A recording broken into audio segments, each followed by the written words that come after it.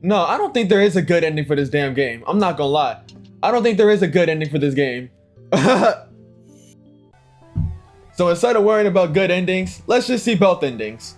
Alright? So going back, don't need it anymore.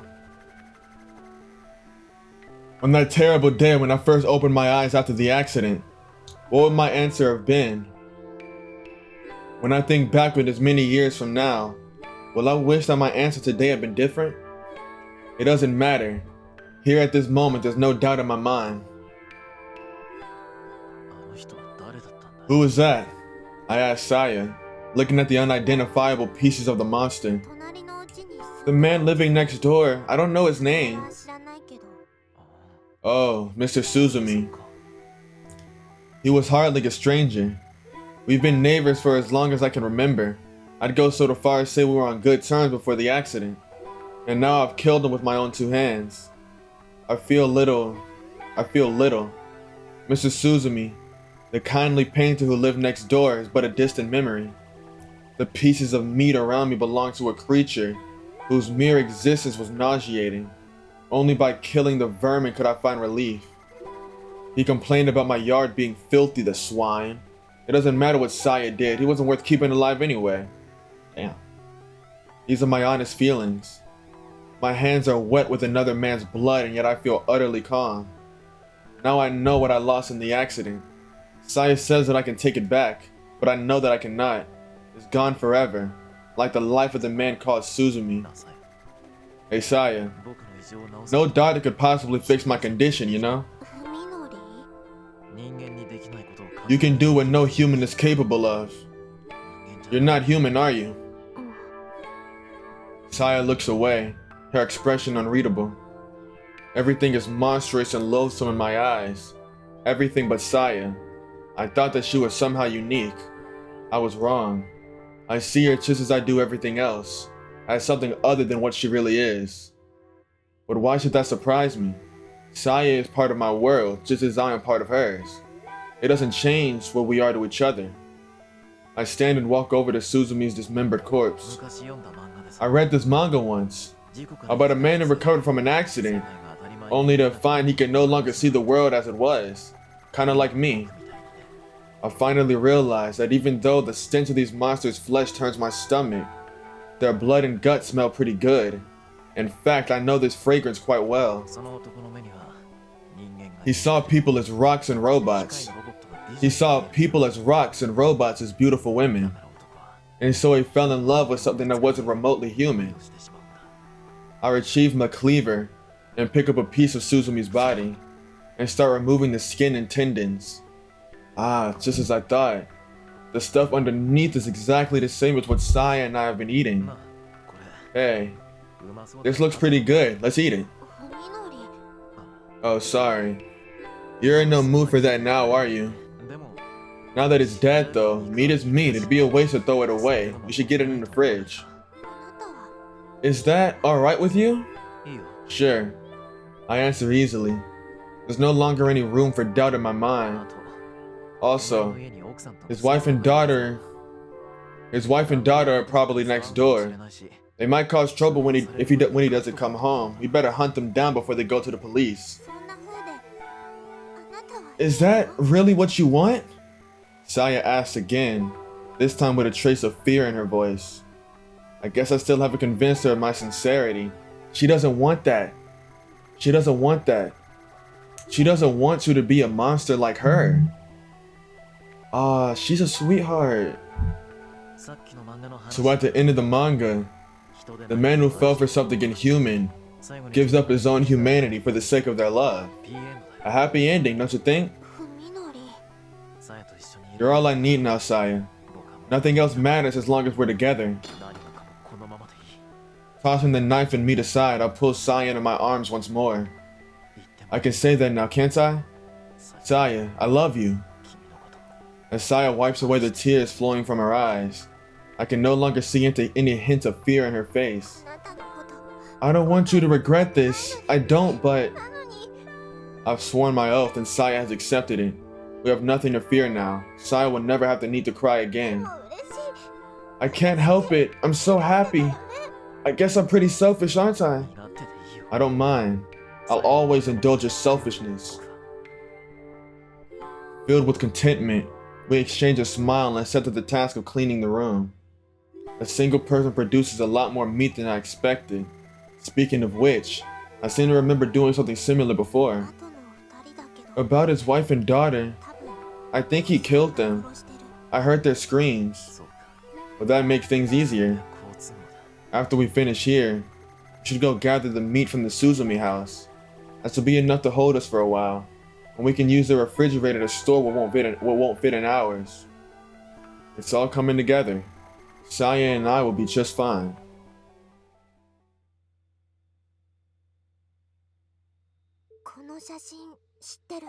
I think I recognize this picture. After we finish our labors and get into bed, I show Saya what I found at Nogai's house. It looks familiar. Yeah, I've definitely been there.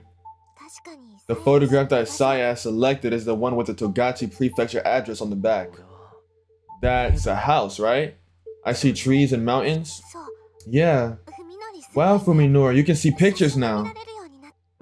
A little. At the outset of my ordeal, I had to depend entirely on my sense of distance to decipher what I saw. The houses in front of me, the mountains far behind them, the clouds high above, only distance and scale told me what they were. Photographs and other flat images used to be nearly impossible to make out. Recently, however, I've gotten better at understanding what things are by their shape. I know what the mountains and sky look like, for instance, and how to tell them apart from buildings. Each of the three pictures show a similar scene. A lone house in the middle of a thick forest. Dad called it his retreat. He said that no one would find us there. Judging by the address on the back of each photo, they probably are excellent places to hide from prying eyes. But why 3? The dates are pretty old, and it seems odd they were all taken within a few days of each other. Maybe he was scouting properties, looking for the perfect location for his hideaway.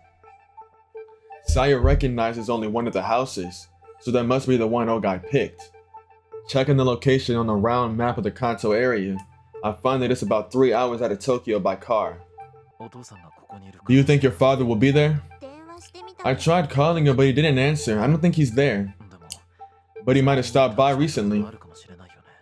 The way I see it, our only hope of finding Ogai is to follow whatever lead we have, no matter how small. The probability that his hideout will yield useful information may be low, but it's not zero. I think I'll check this place out tomorrow. Do you have to?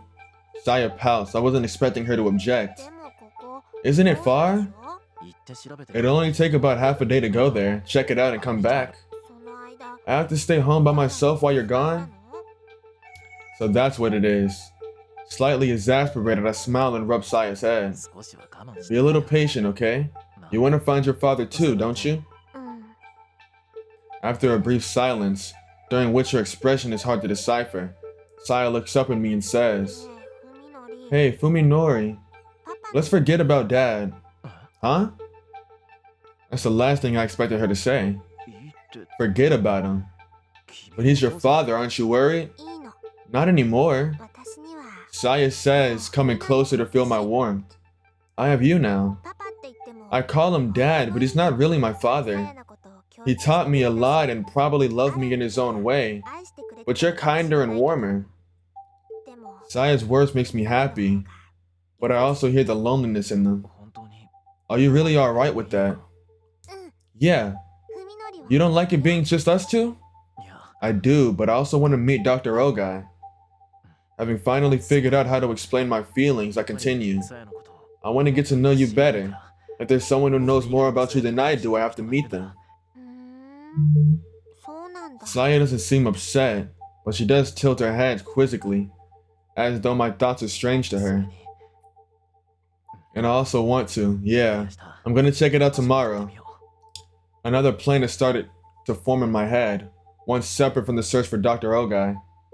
If I find the doctor there, great. If I don't, well, I think I can find another use for his mountain retreat.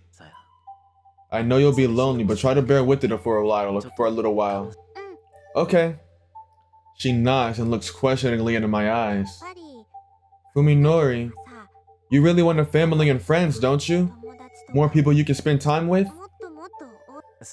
Well, that would be more fun, yeah. Fearing that Saya will start sulking, I hurriedly add, but don't get me wrong, even if I could have lots of friends, you'll always be special to me. I know. Thanks. Giggling, Saya rubs her cheek against mine. I'll find something to make you happy, just for you.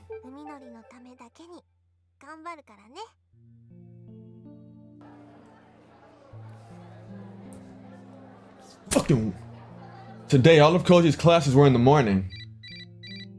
On his way to meet Yo for lunch after his final lecture, Koji suddenly gets a call in the middle of the hallway. Without thinking, he reaches to his belt for his new camera phone, but curses when he realizes that the ringtone is coming from his old phone in his bag. He hasn't transferred his contacts list yet, and calls still come to his old phone from people who don't know the new number. When he finally fishes the phone from his bag, the name he sees on the display sends a chill up his spine. Fuminori. Why now? What does he want? It's hard to be happy about a call from Fuminori after the incident at the Yogai house. Hello. Yo, Koji. You're done with class for today, right? Yeah.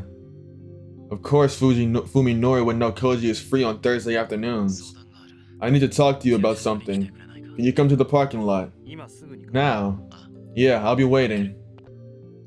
Fuminori hangs up without another word. He about to kill this nigga. What's gotten into him? What does he want? Koji wonders as he sticks the phone into his jacket pocket. The sudden change is disturbing after a week of Fuminori avoiding both Koji and Yo.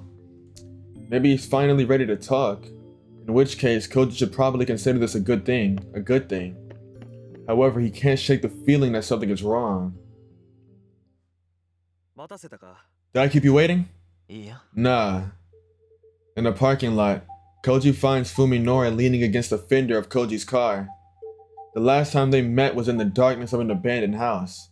This is the first time in over a week they've spoken face to face in the light. Perhaps this is why Koji senses something strange in Fuminori's expression. He's not sure what, but something has changed. I think I told you before that I'm looking for information on a man named Ogai. Yeah, I got that. Well, it's starting to get more complicated.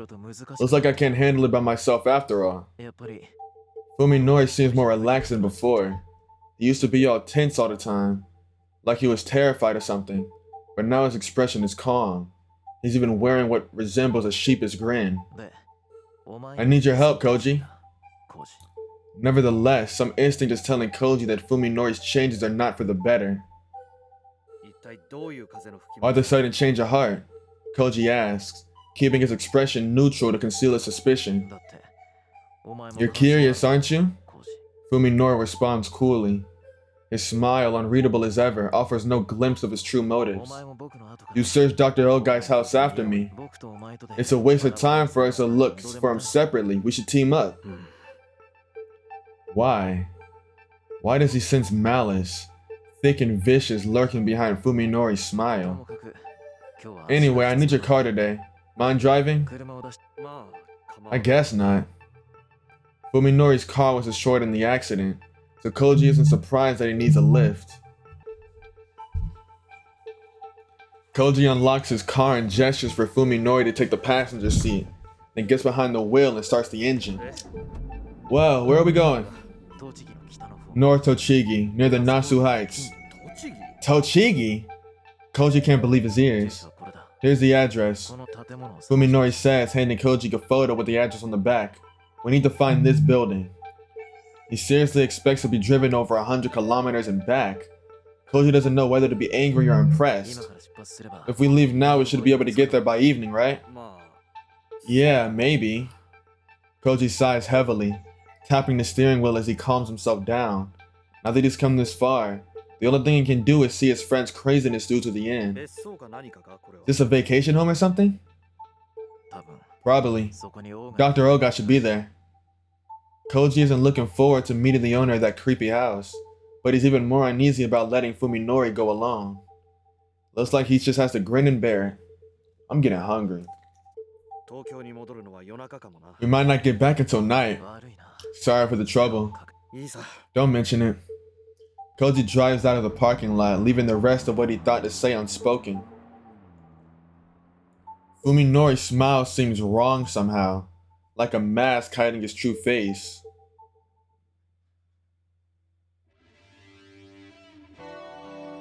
Yo finds herself sitting alone in the cafeteria, searching for a familiar face as her lunch cools on the table in front of her. She was hoping to see Koji today, but he must have had other plans. That wouldn't have been unusual. Normally, Omi and Fuminori would pick up the slack, but Omi and Fuminori aren't here anymore. Yo puts down her chopsticks, her appetite ruined by the lack of company, and by the anxiety eating at her. Omi is missing. Fuminori is turned on her, and she has no idea why.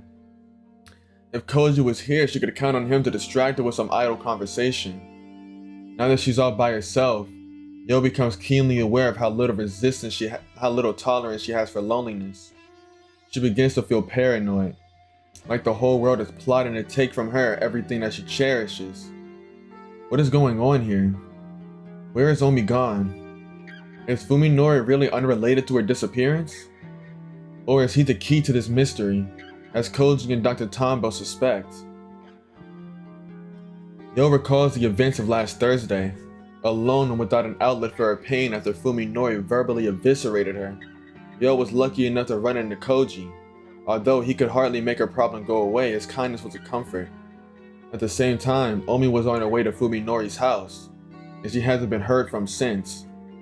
Yo has only been aware of Fuminori's connection to Omi's disappearance since yesterday, when Koji revealed the truth during their visit to the hospital. What if a new possibility occurs to her, a reason for why Omi suddenly decided to visit Fuminori?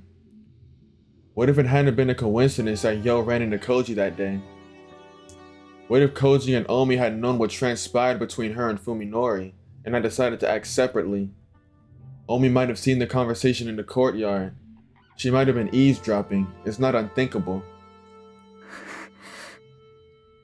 As the idea forms in her head, Yo feels as though something is tearing apart her body from the inside. It's only a possibility, but if it's true, then whatever happened to Omi is Yo's responsibility too. Yo clutches her head, groaning in agony. The food on her tray is now cold, not that she would have eaten it anyway. Despite her frustration and anxiety, Yo is unable to act on her own. She's never been good at adapting to challenges, and no one would ever call her proactive. She hasn't the slightest idea of how to respond to this situation. If Omi were here, she would probably tell Yo to think positive and trust her instincts. Yo has always depended on her best friend's energy. Now that Omi is gone, Yo realizes just how weak and useless she is. She can only sink deeper and deeper into the abyss of self-loathing.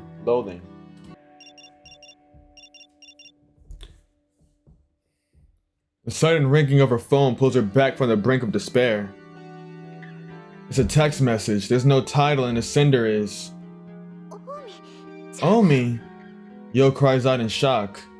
The message itself was even more baffling. If you want to know about Sasaki Fuminori, come to his house alone, tell no one. The message bears no trace of Omi's personality, but Yo can't deny that it was sent from her phone. She takes a deep breath to calm herself before typing her reply, taking care that excitement doesn't cause her fingers to slip. Is that you, Omi? Where are you? Yo presses send. The screen shows her message was received. As she waits for a reply, her mind fills with questions. Is someone else using Omi's phone to send messages? If so, why to her? Something suddenly occurs to her. She and Omi have exchanged countless messages over the years, many of which contain the sort of embarrassing confessions that close girlfriends share. At times when her feelings for Fuminori grew too strong to contain, Yo often put them into words for Omi to read. Did Omi put a password on her phone? Even if she had, the person who sent the message was obviously able to unlock it, which means whoever it is has full access to her history. Do you want to know about Sasaki Fuminori? Yo reads the strange message one more time. Whoever sent it must believe that Yo has an interest in Fuminori. The phone rings again, startling Yo, but she quickly recovers and looks at the screen. There's no title, but the sender is still Takahata Omi. I'll tell you everything when we meet. Come alone, tell no one. It's not Omi. She would never try to scare Yo with such a mean-spirited prank. Anxiety has brought Yo almost to tears. Her mind isn't made to deal with this. Whoever's using Omi's phone and promising to reveal Fuminori's... Who is using Omi's phone and promising to reveal Fuminori's secrets? Who? Yo desperately wants advice from Koji, from anyone. She even starts to dial Koji's cell, but a sudden suspicion stops her. The sender might be somewhere nearby watching her at this very moment. A cold chill runs down her spine as she looks furtively around the cafeteria. Come alone, tell no one. The lifeless characters on the screen are like a knife against her throat. However, Yo clutches her phone and forces her heart to stop pounding. Isn't this cowardice exactly what she hates the most about herself? Doesn't she want to know what she's capable of? Doesn't she want to do more than sit and wait? Yo realizes that her hand is shaking. How easy it would be to just give in to her cowardice and convince herself that Omi and Fuminori are beyond her reach. That's what she truly wants. Even if it means abandoning dignity and loyalty, she wants to flee from the unknown. But she also knows that even escape is beyond her. Yo understands herself well. She knows that no matter how far she runs, regret and self-loathing will consume her after everything has already fallen apart. In the end, Yo is unable to overcome her cowardice alone. She lacks both the willpower and the courage to run.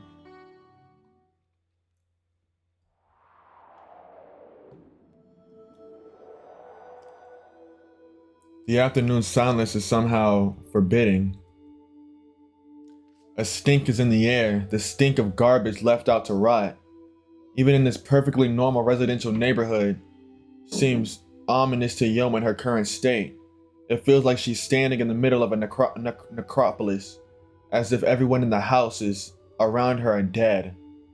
Yo pushes her fear aside and presses the buzzer on the Sakisaka house front gate. Fuminori wasn't in class today. Is he home? He couldn't have sent those awful messages, could he? She doesn't even want to consider the possibility, so she forces the unwelcome thought from her mind. There's no response from the intercom. Yo doesn't know, of course, that Omi stood in the same spot 1 week ago, staring at the silent intercom with the same confusion that Yo is experiencing now. She, however, is not forced to wait as Omi was. Her phone in her pocket rings, catching her off guard. It's another text message from Omi's phone. Come in, the door is open. Yo looks around quickly, a shiver running through her as she realizes that she's being watched. Searching fearfully for her observer, Yo spots movement out of the corner of her eye on the second floor of the Sakisaka house. A tightly drawn window curtain just fluttered. The person who sent the messages is inside the house. Only now does Yo realize that every other window has had the storm shutters closed. No matter what happens inside, no one will ever know. This time, she gives in to the intense urge to flee. This time, she nearly gives in to the intense urge to flee. But the terror she feels toward her invisible watcher is stronger, and will not permit her to turn her back upon an open window. She has nowhere to run. Yo bursts into tears, unable to take a single step. The phone in her hand rings again, demanding that she enter. She steps through the gate. When she enters the house, an overwhelming stench assaults her nostrils. The house is dark even though it's the middle of the day. Fuminori must be out as his shoes are not in the vestibule. However, Yo catches sight of a different pair stuffed behind the shoe cupboard. They look familiar, so she pulls them out the shadows for a closer look. As she soon recognizes them, her mind tries desperately to deny reality. They're identical to Omi's favorite shoes. Yo had seen her wearing them many times before. But that doesn't mean Omi is here, she tells herself. They might belong to someone else. Someone who bought the shoes from the same store. There's no way Omi could be here, is there? With a sudden flash of clarity, Yo presses the most frequently used speed dial button on the phone in her clenched tight fist. The phone dials Omi's number.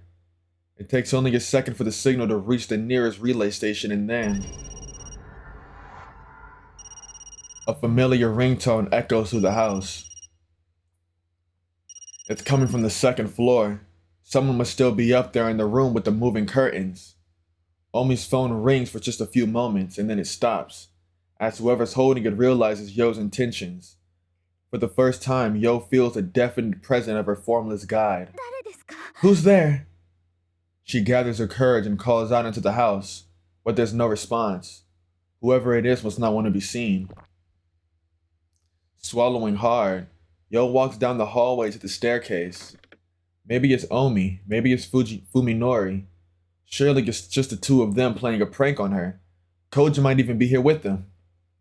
Yo's mind fills with comforting images of her friends. She needs to believe that there's still hope, otherwise she cannot take another step. Is that you, Omi? Fuminori, are you there?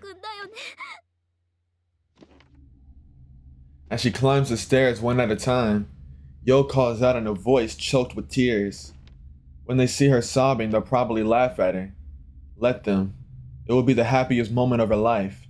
She just wants this torment to end. She tries to move faster, but her trembling legs will not let her. With each agonizing second that passes, she begs for release from this nightmare. After climbing for what seems an eternity, Yo finds herself standing in the second floor hallway. No sound greets her. There's only gloom, brimming with silent malice.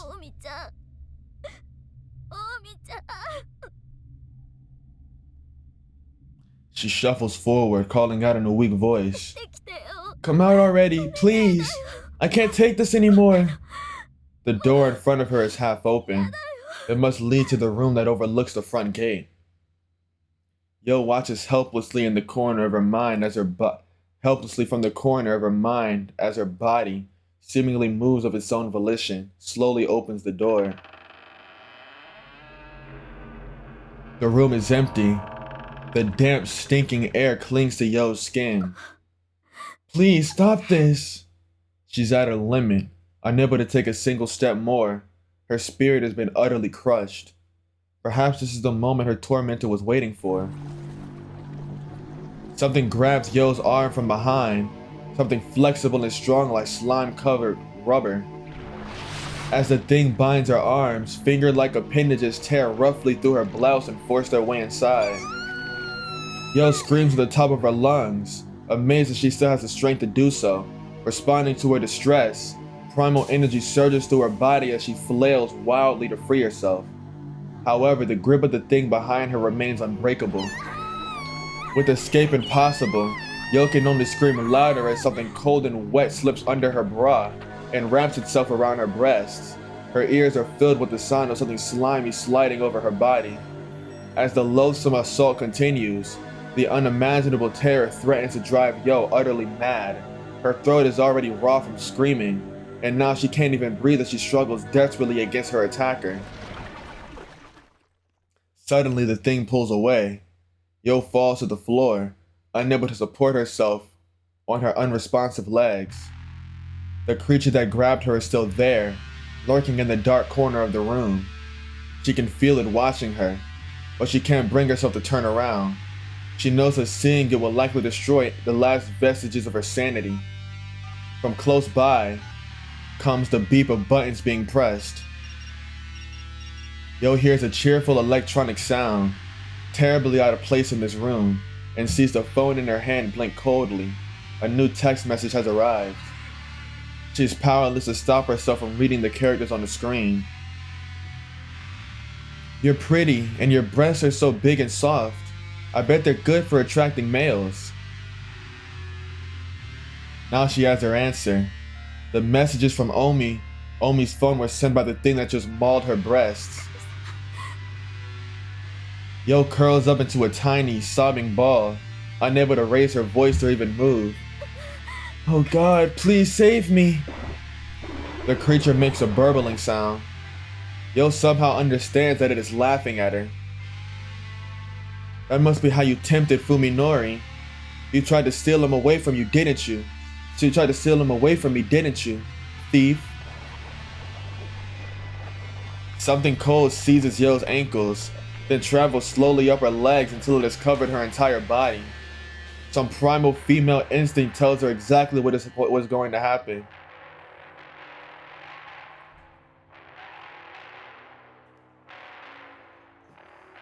Why though? Why though? She'll be raped, powerless to resist a fate worse than death. Stop. She pleads feebly, even though there's no hope that the inhuman creature will be merciful. Please, not that. She hears its bubbling laughter again. The thing is enjoying her sorrow, her despair. Saya might be fucking evil! I just called you a sweetheart, Saya! Why are you being evil? I know some weird fuck out in this world was getting off to this shit. You niggas disgust. You watching this video. This shit, you getting off to this shit right now, aren't you, you fucking weird? Yo no longer has the strength to resist the monster on top of her. She's only able to shiver in revulsion as the cold, slimy thing covers her body. Her sight grows dim as her mind sinks deeper and deeper into a black swamp-like abyss. A weight pushes itself between her legs, but it seems so far away. Don't show me. I don't want to see that shit, so don't show it to me. I won't kill you. Though her mind is now barely functioning, Yo hears a voice whisper to her inside her head. It is a girl's voice, sweet and sinister, with the cruel innocence of a child gleefully plucking the wings from a butterfly. Instead, I'll let you share in our happiness. Rejoice, Yo, we'll love you to death. A soft voice is the stark contrast to the unyielding strength that drives irresistibly into Yo's core. The pain is sharp and savage, greater than anything she's ever felt before. It should be unbearable, but there's no longer enough left of Yo's mind to recognize it as pain. Oh. While she stares blankly at the thing slithering deeper and deeper into her body, an idle thought floats through her fading consciousness. I've still never been kissed, have I?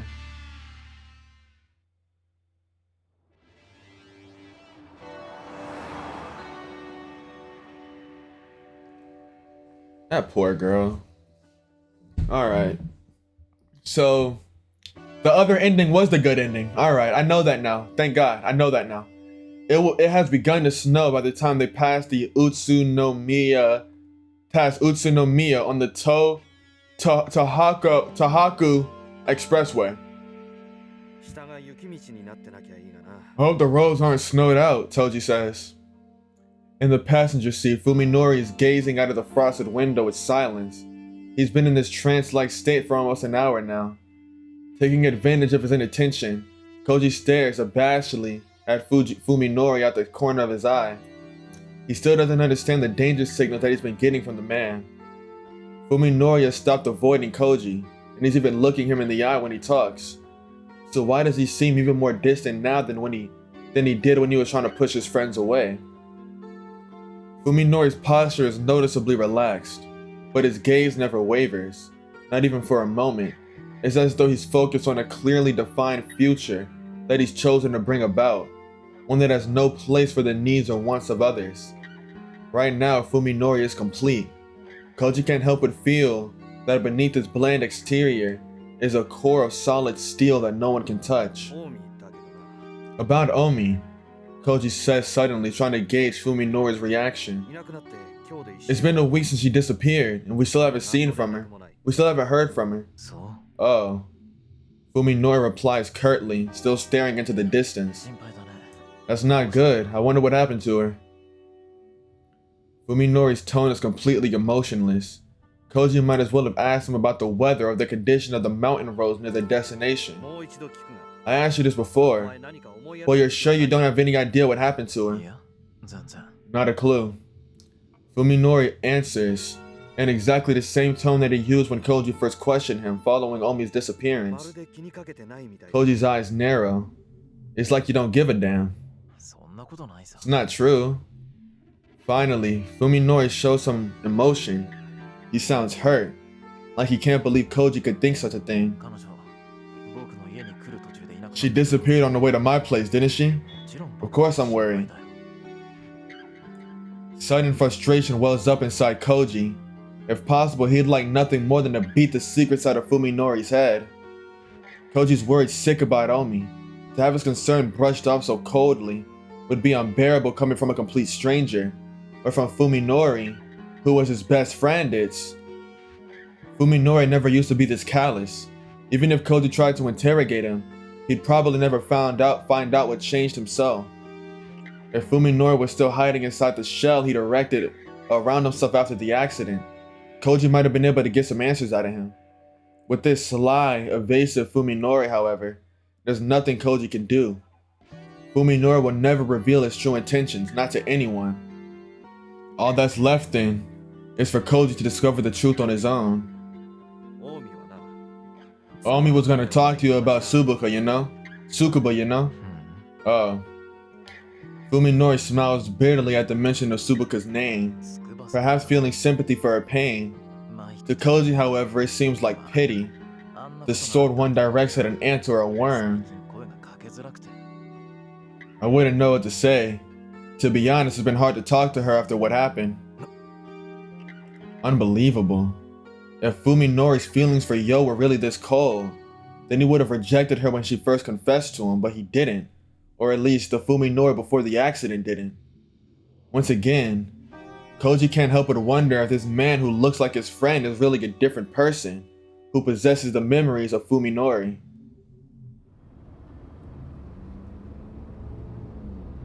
The snow stopped falling when they get off the West Nasu Flats interchange.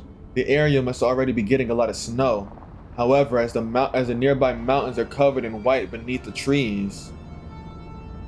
By the time they turn off the highway and enter the mountains, road conditions are already bad enough for Koji to regret having forgotten the tire chains. Nevertheless, he continues to power his car up the precarious slopes with only a road map to guide him. In places like this, an address isn't enough to pinpoint a location. His only choice is to drive down every road, including private roads that aren't even on the map, while searching for something that matches the photograph. Who would buy a home in a place like this? It's far from prying eyes. That must be why Dr. Ogai chose it. The more he hears about Ogai, the less Koji wants to meet him. Fuminori is the one who spots the narrow road half hidden in the trees. It's practically an animal trail, overgrown with weeds that are tall and strong enough to withstand the weight of the snow. Is this really a road? Koji stops the car and sticks his head out of the window to stare into the dark forest, but he can't see where the path leads through the tightly packed trees. How does it look to you? Fuminori hands Koji the photo, which he compares to the mountain ridges visible beyond the trees. Yeah, it's definitely the right angle. Let's check it out. Fuminori's tone is as flat as always, but there's a quiet intensity in his voice that leaves no room for argument. Although Koji's worried that his car's suspension won't be able to handle the terrain, there's no turning back now. He shifts in his second gear and starts going down the frozen road. The sun sets early at high altitudes. As the car creeps up the mountain pass, Koji catches glimpses of the trees of the gradually darkening sky. The forest is completely still, with no sound save for the rumble of the car's engine, and the crackle of snow and brush between its tires. Fuminori is once again staring silently through the front window.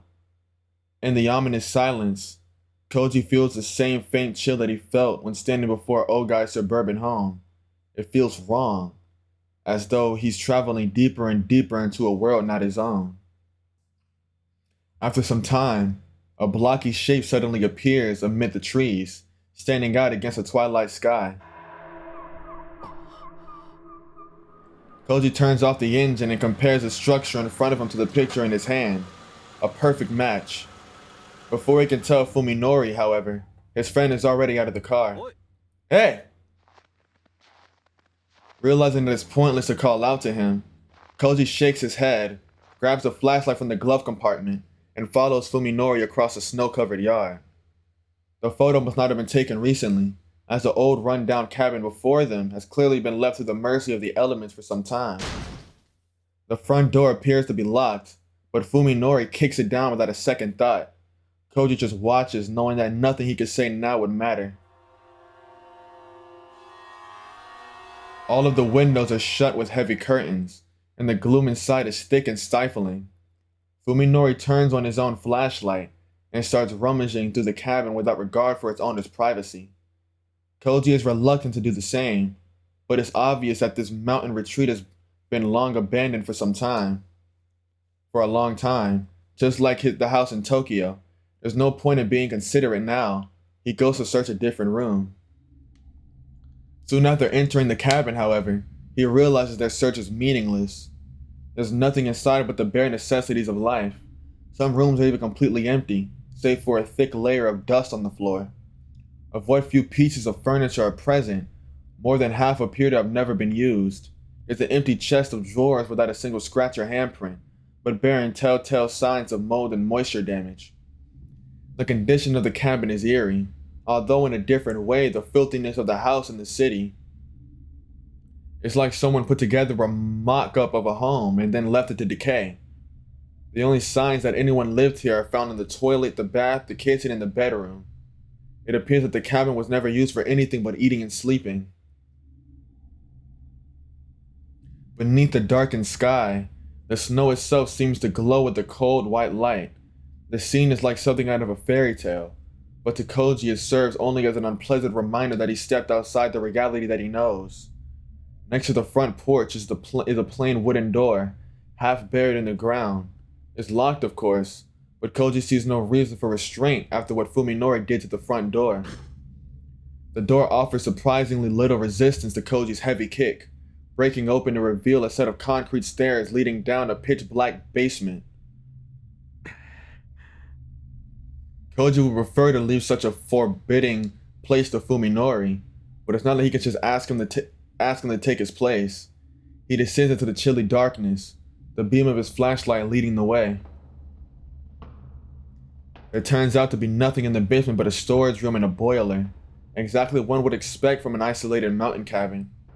The few packages of preserved food sitting on the shelves have long since passed their expiration dates, and the boiler doesn't appear to have been used in years. Koji guesses that Ogai's mountain home has been abandoned longer than the house in Tokyo. Was Fuminori simply mistaken when he said that Ogai might be here? Or was he lying from the beginning? Not sure what to do next, Koji goes back up the stairs and walks around the outside of the cabin. There he finds the backyard. It's in much worse condition than the front yard, having been mostly reclaimed by the forest. It must have been neglected even when the cabin was still in use. The remnants of a woodshed lie in the yard, the mushrooms growing on it speaking to how much time has passed since its collapse. Next to the rotting logs, however, stands a circle of stone that has not yet succumbed to the elements. A well. The well has no bucket or pulley, and when Koji peers carefully into it, he sees that the water is no longer flowing. It's probably less than 10 meters deep depending on how much mud is piled inside. Koji's search of the cabin has revealed nothing of interest inside or out. Leaning against the edge of the well, Koji wonders why Ogai brought this remote home deep in the mountains and what he was doing here. As far as Koji can tell, there's no sign that more than one person ever stayed here. It's far from prying eyes. Fuminori's words play back in Koji's head. Could this have been some sort of secret refuge? A place to remain hidden from the world? That would explain why there's nothing to suggest that whoever lived here did anything more than eat and sleep. Koji suddenly remembers a doctor he met at T University. Maybe she'd know something. He takes out his phone and calls up the number. There's barely a signal, but it manages to get through. Koji's hopes are soon dashed, however, when his call goes straight to Dr. Tombo's voicemail. He considers calling back later, but realized that it would be hard to talk to her with Fujinori around. Fujinori would not at all be pleased to learn that Koji and Yo went to see his doctor. Koji decides he'd better tell the doctor what he can while he's alone. Hello, this is Tono Koji. Thank you for your help yesterday. Koji leaves a clear and concise message explaining that he went with Fuminori to Ogai Mountain Retreat, giving the address and asking for confirmation that the property belongs to Ogai. I'll call again when I get back to Tokyo. Goodbye. After hanging up, Koji thinks back to their visit to the hospital. Is Dr. Tombo actually investigating like she said she would? Her reluctance to speak of Dr. Ogai is weighing on his mind. He talked to Yo about it on the way home, but they were unable to decide whether the doctor could really be trusted. Speaking of which, how is Yo doing? Koji hasn't seen her today. He didn't say a word to her about this trip to Tochigi. She might be worried, especially so soon after Omi's disappearance. Thinking to check up on her, Koji dials Yo's number, and is surprised when it rings longer than it usually does. Did she forget her phone somewhere? As he's about to give up, the call connects. The first thing Koji hears is a strange sound. It's not signal interference, but some kind of wet, distorted noise, like the voiceless groans or perhaps sobs of someone far away. No, that's exactly what they are. The person on the other side is crying. Tsukuba, is that you? Who's there? There's a response, but is it really Tsukuba's voice? It's too twisted with agony for Koji to tell. Panic surges through Koji as he realizes that something is terribly wrong. It's Koji! Tono Koji, is that you, Tsubuka? Where are you? After a short period of nothing but pain moans, words start coming through the speaker one by one, as though each takes an act of will. I was attacked by a monster and now there's something wrong with my body. What? What happened? Are you alright? You must be delirious because... Yo must be delirious because Koji can't understand the things she's saying. Her gasp and wheezes, however, are enough to tell her that she's in unimaginable pain. I'm rotting away. My skin is melting. My ear just came off. Just not making any sense. Koji feels despair seize his heart with an iron grip. What is happening to Yo now, 100 kilometers away? Only her voice gives any hint of what she's going through. There's nothing he can do for her. Help me, Koji, this isn't how my fingers are supposed to look. Call the cops, Tsukuba. Call for help. No, I can't let anyone see me like this. Yo suddenly breaks into a violent hacking cough, as though trying to expel something filling her throat.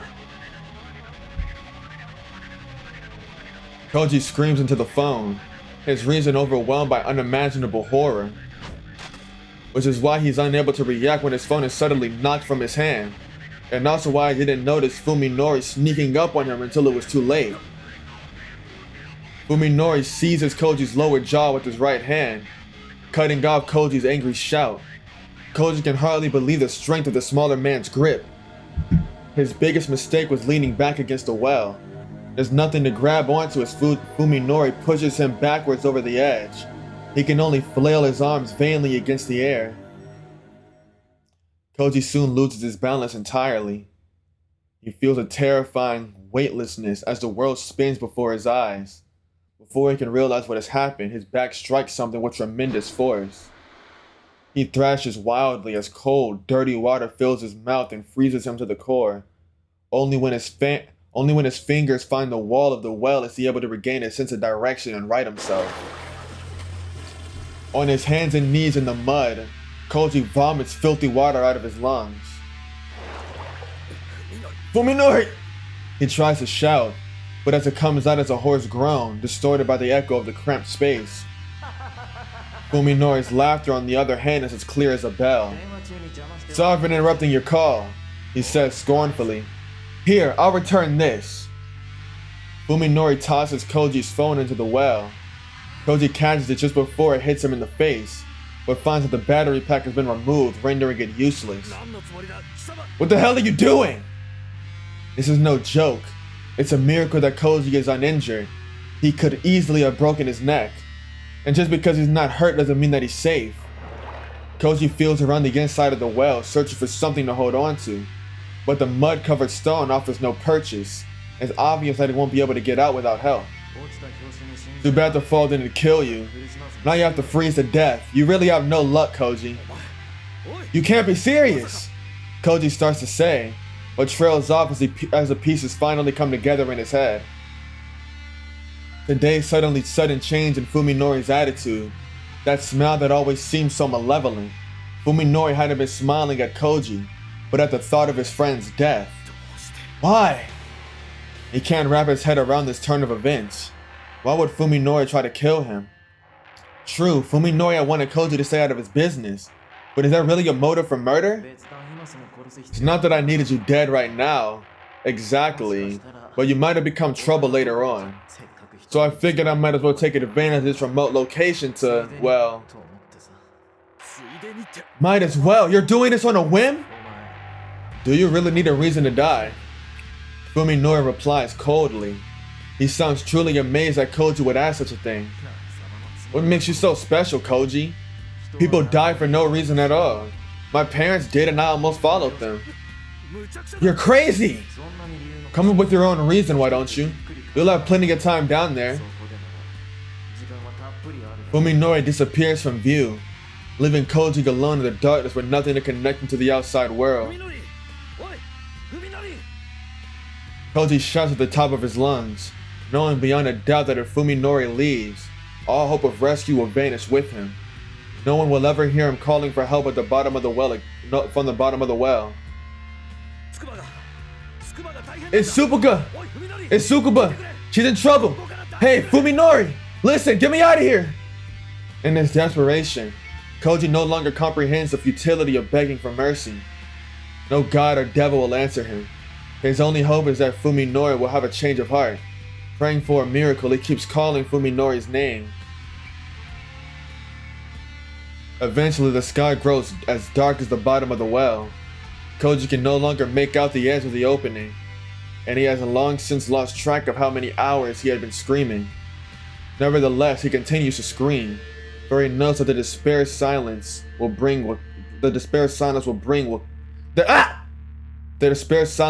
will kill him.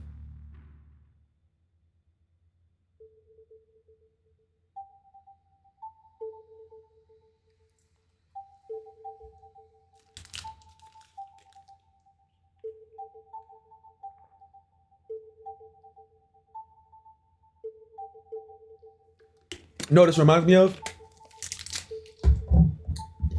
It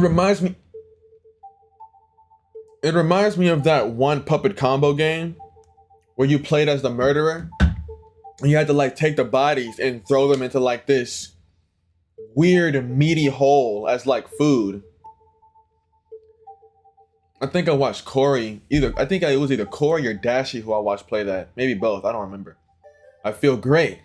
The same feeling that when you get the last piece of a difficult puzzle slides moving in place. I've killed a man and no one will ever know.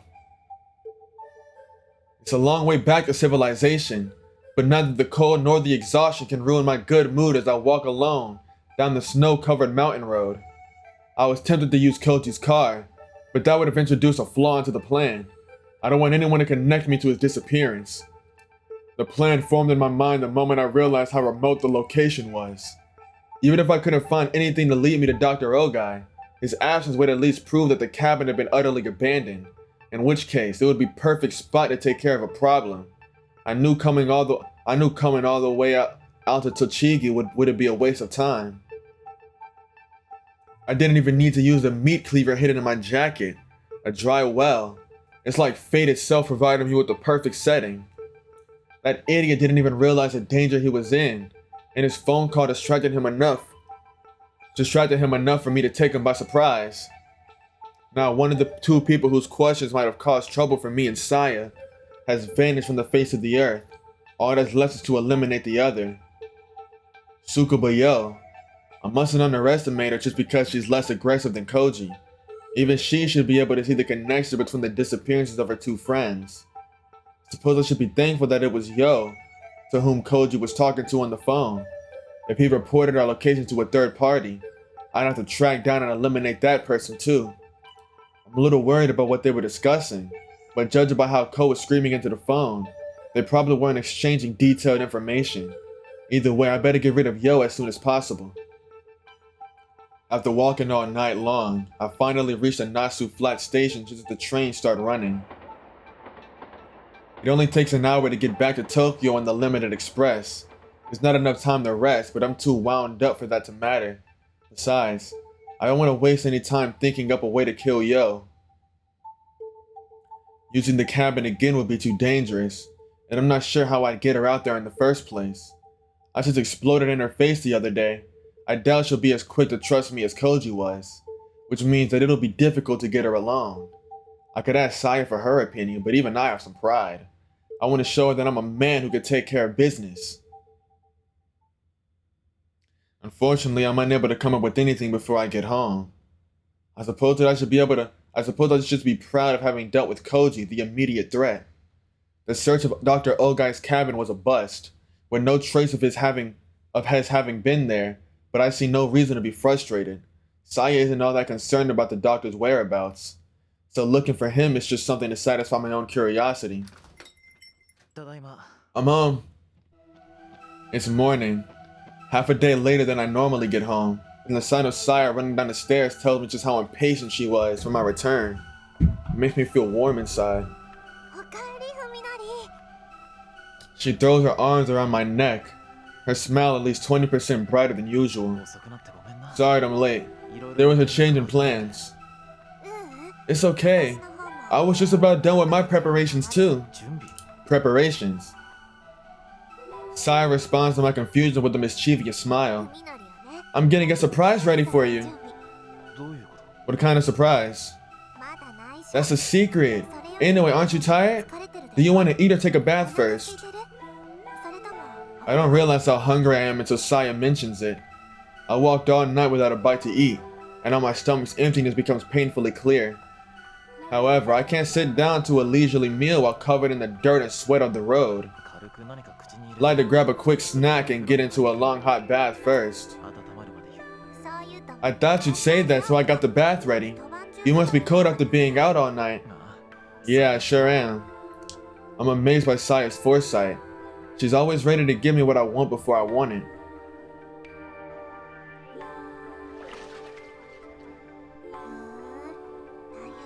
Sounds like you had a hard time. While soaking in the bath together, I tell Saya about my adventure. Killing him was easier than I thought. The hard part was getting home. The heat of the bath is soothing, as is the sensation of Saya leaning back against my chest as she massages the fatigue out of my stiff leg muscles. I'm home. Contentment fills me. I don't even need to sleep to relieve my exhaustion. Just like the living room and the bedroom, the bathroom is painted in the colors that Saya and I find pleasing. We left the entrance and the hallway untouched just in case someone could see inside. So these 3 rooms are the only places I can relax in my own home. It was cold in the mountains even for winter. I should have worn heavier clothing. I was afraid I'd freeze to death when it got dark. Why didn't you just take that Koji person's clothes? I pushed him into a well, remember? His clothes were with him at the bottom. Oh yeah. Saya laughs and sticks her tongue out bashfully. So now there's just that Tsukuba girl to worry about. She's the only person I could think of who can connect me to Koji's disappearance. After I take care of her, we can finally relax. Saya glances at me over her shoulder like she knows something that I don't. Have you already thought of a way to kill her? Well, I've been thinking about it, but I haven't come up with anything yet. I was hoping that you might have some ideas. Leave it to me, she says, grinning with unusual confidence. I've got ways you'd never dream of. It's as good as done. Really? Okay, it should be ready by now. Saya's voice is full of anticipation. She rises from the bath. Come on, I have something to show you. Close your eyes and don't open them until I say... Fuck! Close your eyes and don't open them until I say so, okay? Okay.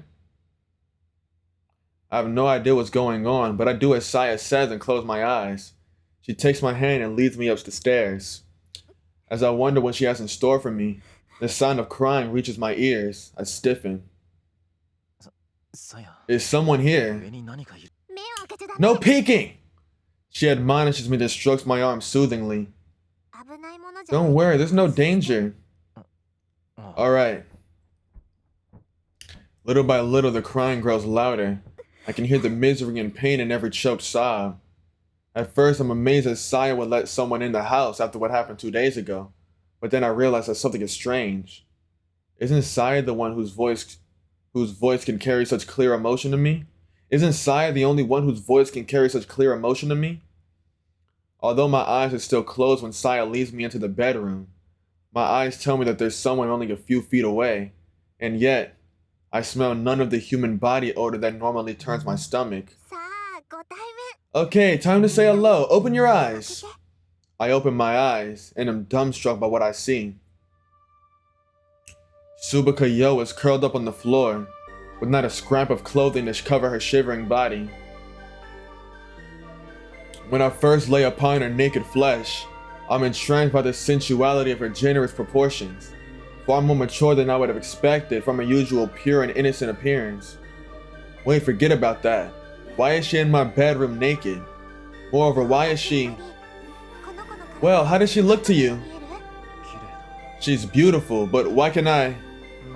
It doesn't make sense. This is the Subuka Yo I remember, not the putrid creature whose attentions I found so unbearable after the accident. My senses recognize her as the human that she is. This girl loves you, you know? I do know, but I've never told Saya. How did she find out? So I decided to change her body in a way that you can love back.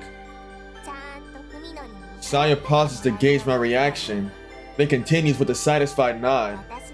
I made her like me. What? How? I still don't understand why Saya chose Yo, but this last statement is even more baffling. She changed Yo. Don't you remember what I said the other day? I can mold the bodies of other living things. Yes, I remember. She claimed I've done something to Suzumi's brain. But I didn't doubt her sincerity then, but I suppose that some part of me had thought she was exaggerating. I hadn't seen her handiwork firsthand, but now, it was a big change this time. Not like the little tweak I made to the man next door, but this is how my abilities are really meant to be used. This was my first time doing it though. Is this really Yo? Yo finally notices my presence and turns her head to face me. I see a faint glimmer of recognition in her glassy, unfocused eyes. Her features are exactly as I remember them. Incredible. This is far beyond cosmetic surgery. Once a twisted creature unrecognizable as human, Yo was now the very image of human femininity. There's no similarity between what she was and what she is, which can only mean that she's become something utterly inhuman. According to Saya, she's become what Saya is. No one on this planet knows more about biology of Homo sapiens than I do, Saya declares, her voice full of pride of her first creation. I've studied a lot. Studied? How did you learn this? Who taught you? When? She couldn't have learned it from Dr. Ogai. No teacher on earth could impart such knowledge or skill. Come on, don't you remember what you've been giving me every night? Saya blushes. That's like a blueprint for the human body. I can decipher it and then I can bend it to my will. What is she, really? I've accepted that she isn't human, but there's more to her than that. Saya is something that far transcends my species. It was my first time though, so I might have messed up a little. When Saya approaches, Yo trembles and tries to crawl away, but is only able to flail her arms and legs wildly. It's like she doesn't know how to move her own body. And the only sounds coming out of her mouth are frightened moans. She can't talk? Yeah, Saya says with a mild disappointment. I guess a change broke her mind. I mean, it did take a whole 20 hours. She must have suffered a lot. I feel kinda bad. Yo looks up at me pleadingly as though begging me to save her. She's no longer able to ask for help though, or even call my name. Well? Saya asks, her eyes shining with anticipation. Do you like her?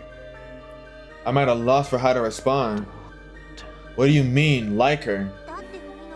You said you wanted family and friends, didn't you?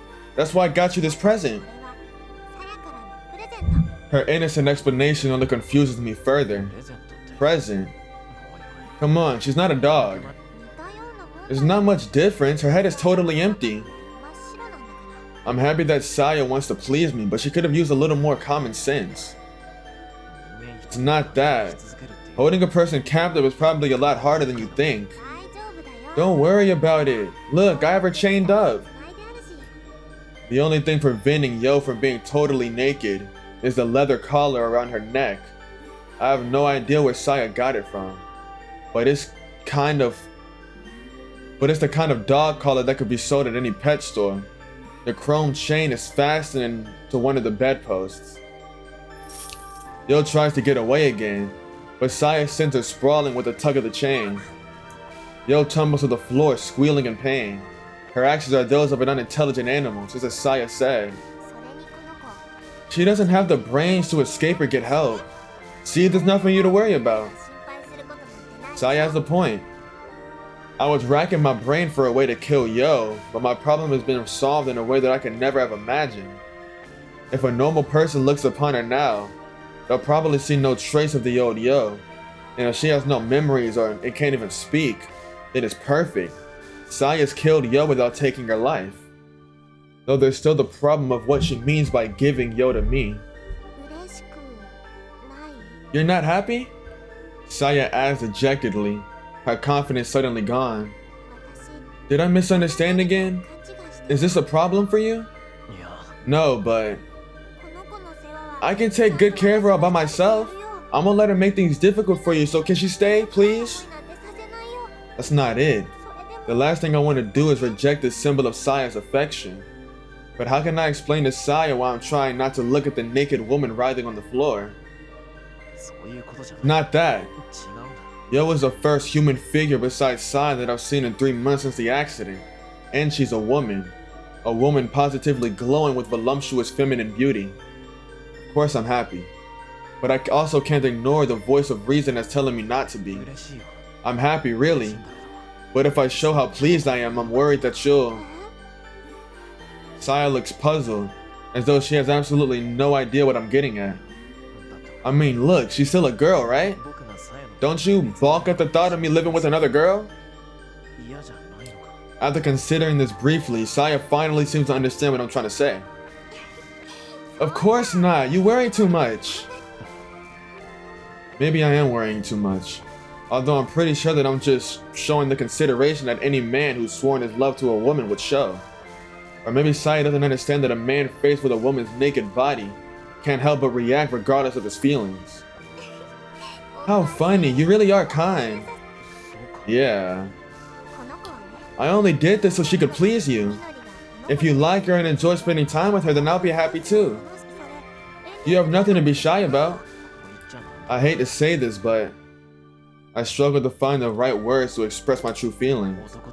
Men are, well, really depraved creatures, and nigga, speak for your fucking self! I mean, Yo's body has features that yours doesn't, right? So even though it's nothing like my love for you, I can't help but get aroused.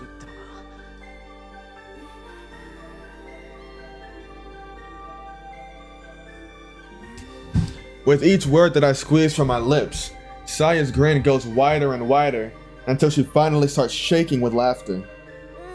I know, Saya exclaims jovially, patting my shoulder with one hand and wiping tears from her eyes with the other. There's no reason to be ashamed of your natural male instincts. Are you sure? I ask again, as though trying to force her to say no. Saya answers me with a smile, who's like I've never seen before. It's so calm, so terribly calm, and there's something bewitching about the soft set of her lips that sets it apart from her usual bright, childish expression. You and I are lovers, and Tsukuba Yo is our pet. She'll be reminded of that when we play with her, every day from now on. I finally know why Saya chose Yo. For the venom in her voice and smile does not escape me. Although she can no longer answer, if asked, Yo would surely have chosen death over this fate. And that is the very reason Saya visited it upon her. How wicked and terrible Saya is. Perhaps others would fear and loathe her. I, however, find her malevolence irresistibly charming. The horrifying cruelty of what she's done to Yo is so very human. Though her shape may be different, her soul is the same as ours. When I look upon Yo's wretched form, I see the intensity and passion of Saya's love for me. For the flames that have consumed Yo are fueled by that very love. I found myself enthusiastically accepting Saya's present. Do you like this pet too? Yeah, she's very pretty and feels good to touch. So you'll enjoy playing with her too, right? I don't have to hold back, do I? Of course I will. Grinning happily, Saya grabs a chain and pulls Yo to her feet. Try touching her, Fuminori. She's really nice and soft. Okay. As Yo looks up at me with teary, pleading eyes, I approach and let my gaze roam freely over her lush body and right breasts. Somebody come kill these niggas, bro, please! Somebody come kill these niggas! I run my fingers through her hair, finding it as smooth as Saya's. Enjoying the feel, I continue to caress Yo's head. Her fearful expression softens a little. Perhaps she remembers me as some part of her mind, and believes even now that I'll be kind to her. Fucking dumbass.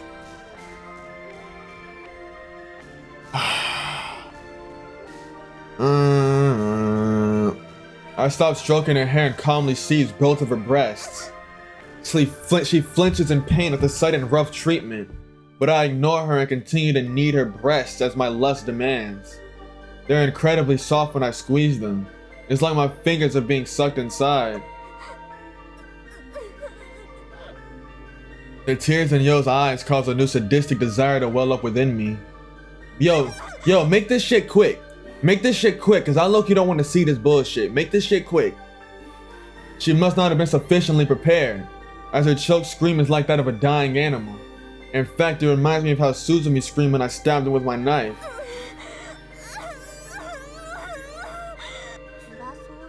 Looks painful, Saya says, peering curiously at Yo's tear-streaked face. Is she pleasing you? You could say that. The hypnotic quivering of her thighs as she trembles beneath me, her breasts heaving like storm-tossed ships. These sights and sensations are enough to stimulate my basest lusts, and the night has only just begun. Thank God they skipped that shit. I did not want to see all that. Later, as I lie on my bed, drained of energy, I consider what my life will be like from now on. Saya is resting in my arms. Yo is curled up on the floor.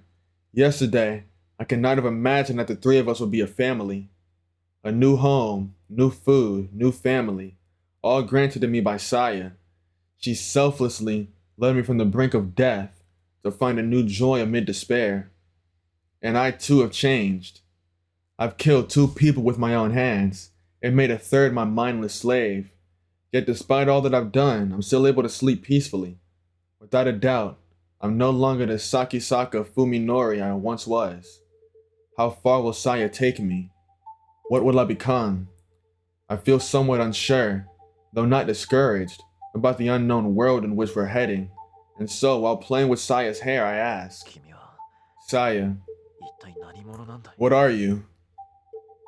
I don't expect an answer. If Saya is asleep or doesn't want to respond, I won't mind. Saya lifts her head, however, and draws my gaze into the deep pools of her eyes. It's kind of hard to explain. She thinks for a while, searching for the right words, and then simply says, You know the dandelion flower? The one that scatters its seeds on the wind? Yeah. The wind carries those fluffy seeds far and far where they were born. What if one of them ends up in a desert where not a single blade of grass is growing? If you can imagine how lone that seed will feel, then you might be able to understand me. As I consider Saya's answer, she continues her story. The seed is still a baby flower. If it does its best, it can turn even a desert into a garden. Maybe that little seed will decide to thrive. Maybe it will decide to grow and multiply so that it can turn the whole desert into a field of dandelions. What do you think can give it the strength to do that? What? I whisper entranced. Saya smiles softly and caresses my cheek. All it needs is to be loved by just one person in the whole desert. All it needs is to be told how pretty dandelions are. The loving touch of her slender fingers fills me with peace and joy. I love you. I pull her into my chest, nodding silently. Stay with me forever. Never leave my side. I promise. Basking in the soft warmth of our love for each other, we sink into the oblivion of sleep.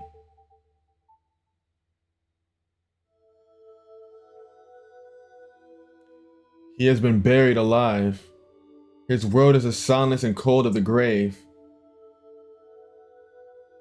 Ever since his voice gave out and he lost the strength to scream, no coherent thought has passed through Koji's mind. Perhaps it's his brain's way of protecting him from despair. Instead, he dreams. Images flash before his eyes, random, unconnected scenes from his 20 years of life. Not all are of happy times. There are sad, painful memories as well. But even these are pleasantly warm compared to the death that is now encroaching upon him. He dreams of mountains. His older brother once took him hunting for insects when he was a child. They sealed their caught butterflies in a plastic bag, only to later find themselves holding a bag of tiny corpses. He dreams of his lover. They met at a mixer, where he'd been the only one to realize that she couldn't hold her liquor. After she'd had too much to drink, he looked after her while she vomited in the back alley. They toasted each other with canned juice, and then he dreams that he's diving into the Black Sea. When he reaches the bottom, he looks up at the moon shining through the surface of the water. As he gazes up at the circle of light, entranced by its roundness and brilliance, the distant rumbling of an engine reaches his ears. Something still conscious within him tells him that this dream is wrong. Have I ever gone diving at night before? The dots begin to connect in his mind, forming a barrier to separate his dreams from reality. What is bothering him? Of course, the sound. The engine noise gradually fades to a low idling, then abruptly gives way to silence, followed by the sound of a door opening and closing. This isn't a dream, these sounds are real. It's the doctor. Understanding comes like a sudden blow. This isn't the bottom of the sea, and that circle of light isn't the moon. It's the mouth of the well. The sun has already risen and someone is right outside with the car. The last piece falls into place and it becomes Tono Koji once more. Help! Koji shouts, surprised by how easily his voice emerges. His desperation blocks out the pain of his raw throat. Hey, I'm down here in the well, help me! He keeps screaming with all his might. Soon the echoes in the cramped well become deafening, and he is no longer certain if his screams have meaning or if he's just howling wordlessly. Nevertheless, he continues. His only desire is to be heard, lest he die forgotten at the bottom of this well. Koji's wait is not long, but even a minute feels like an eternity on the edge of despair. Soon, the circle of light above him is partially eclipsed by the silhouette of a person staring down into the well. Tono, you alive down there? A woman's voice. Koji has heard it somewhere before, but for some reason cannot remember to whom it belongs. Just hold on, I'll get you out. The silhouette vanishes, restoring the light of a perfect circle. Fear of being alone, being left alone again threatens to send Koji into a panic, but his reason is recovered enough to resist. She said she's gonna get me out, I haven't been abandoned. While waiting, he gingerly tests his body, which he had forgotten all about until now. His joints ache and his fingers and toes are numb, but though exhausted, he's still in one piece. After some time, the silhouette reappears at the top of the well. Are you hurt? Can you climb a rope on your own? No, I don't think so. Koji lacks the confidence to attempt such a feat. His frozen fingers can barely move. Oh well. I'm coming down. After a brief pause, the owner of the voice tosses a knotted climbing rope into the well. He grabs the rope as soon as it reaches him. The tough beads bite into his palm, and relief nearly overwhelms him at the sensation. This is really happening. He's really safe. Now that he's free from despair, questions leap to the forefront of his mind. First among them, who is his savior? The rope shakes as the woman carefully climbs down. The beam from the floodlight slung over her shoulder pushing back the shadow cast from her body. Soon she's standing in the same mud as Koji, and he finds himself face to face with Doctor! Were you expecting someone else? Koji indeed had not imagined that his savior would turn out to be the Dr. Tombo Ryoko. Of course, it took him a moment to recognize her. Instead of a white gown and tight skirt, she was wearing a heavy leather coat, denim jeans, and boots with no heel.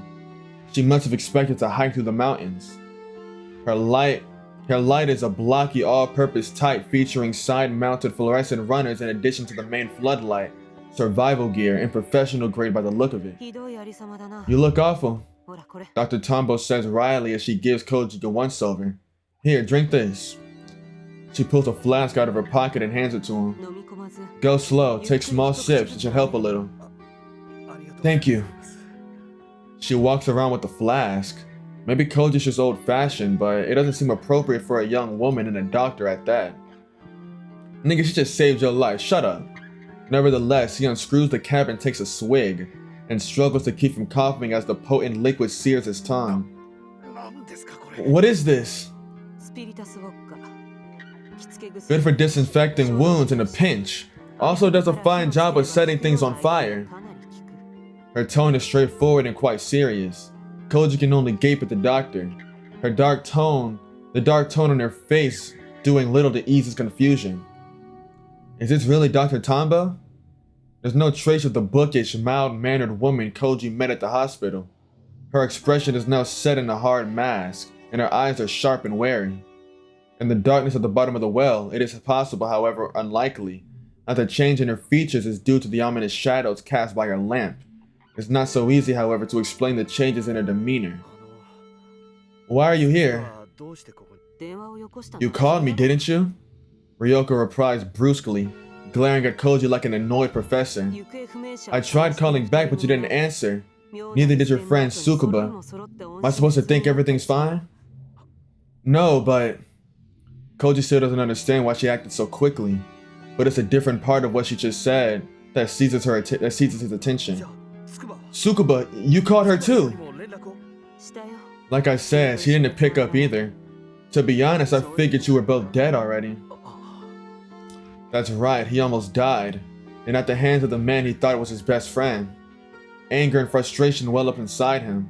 He can't forgive Fuminori's betrayal, nor can he forgive himself for his foolishness. And now he has no idea if Tsubuku's safe. Fuminori tried to kill Koji. Could he have done the same to her? Calm down, why don't you? Ryoko says irritably, turning away to examine the inside of the well. There's nothing you can do from here.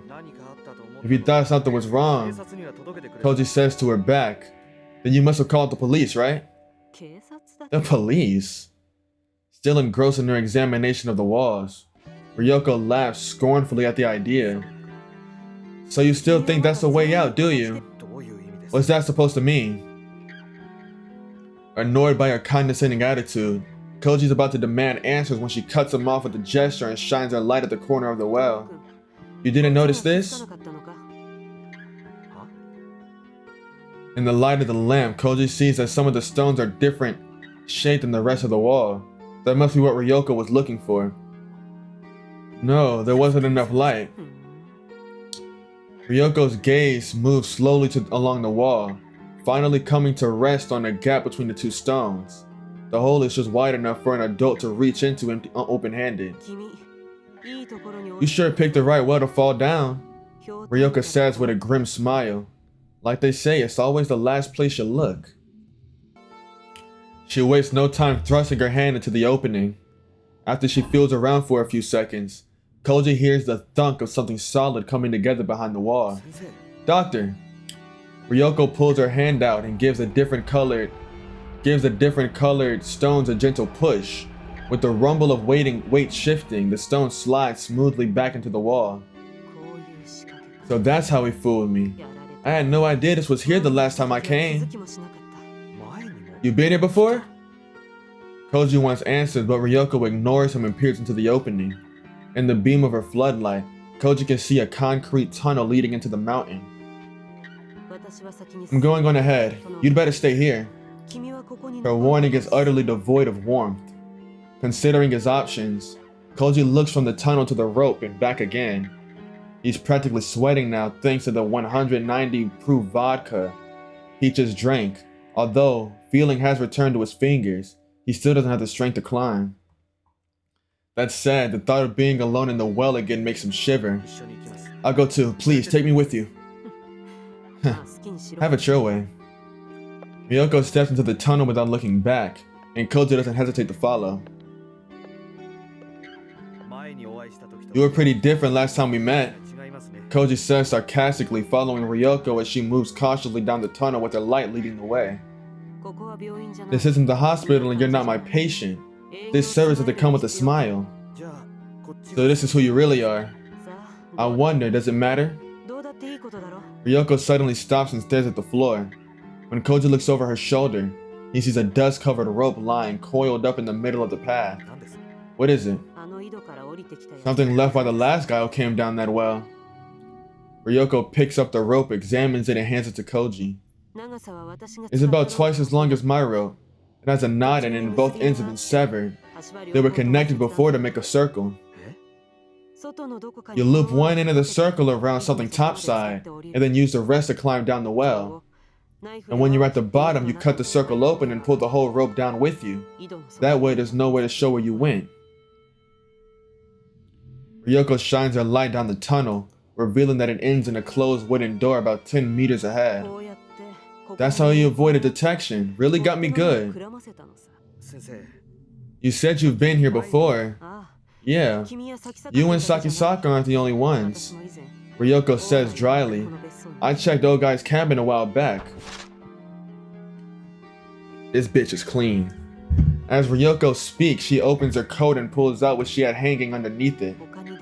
If there aren't any other exits, then he's still behind that door. At first, Koji thinks that she's holding a steel pipe. Amazed that she would be carrying a weapon, Koji looks closer and is appalled at what he realizes it really is. A gun. And not one of those sleek handguns that he's seen in movies, but a double-barreled shotgun. The stock and barrels have been sawed down for easier concealment, enhancing its aura of brutal efficiency. What is that? A 12 gauge. Ryoko replies blandly, as though naming a brand of cigarettes. I don't have a permit and cutting it down would be illegal even if I did. Any other questions? What are you planning to do with that thing? Ryoko looks over her shoulder and gives Koji the most chilling smile yet. When I first learned what Ogai was doing, I was a model citizen. Never even gotten a ticket. The woman whom Koji believed was just a normal doctor waves her sawed-off shotgun menacingly as she continues, her tone sharp and bitter. If I'd had this back then, I could have killed Ogai before he got away. Maybe then, none of this would have happened. I feel bad about that, really. Koji listens in silence, helpless to do anything but watch as understanding moves farther and farther out of his grasp. In other words, everything I do from here on out is to clean up this mess that you and your friends have stepped in. Remember that and don't ask any unnecessary questions. Got it? Koji can only nod weakly in response.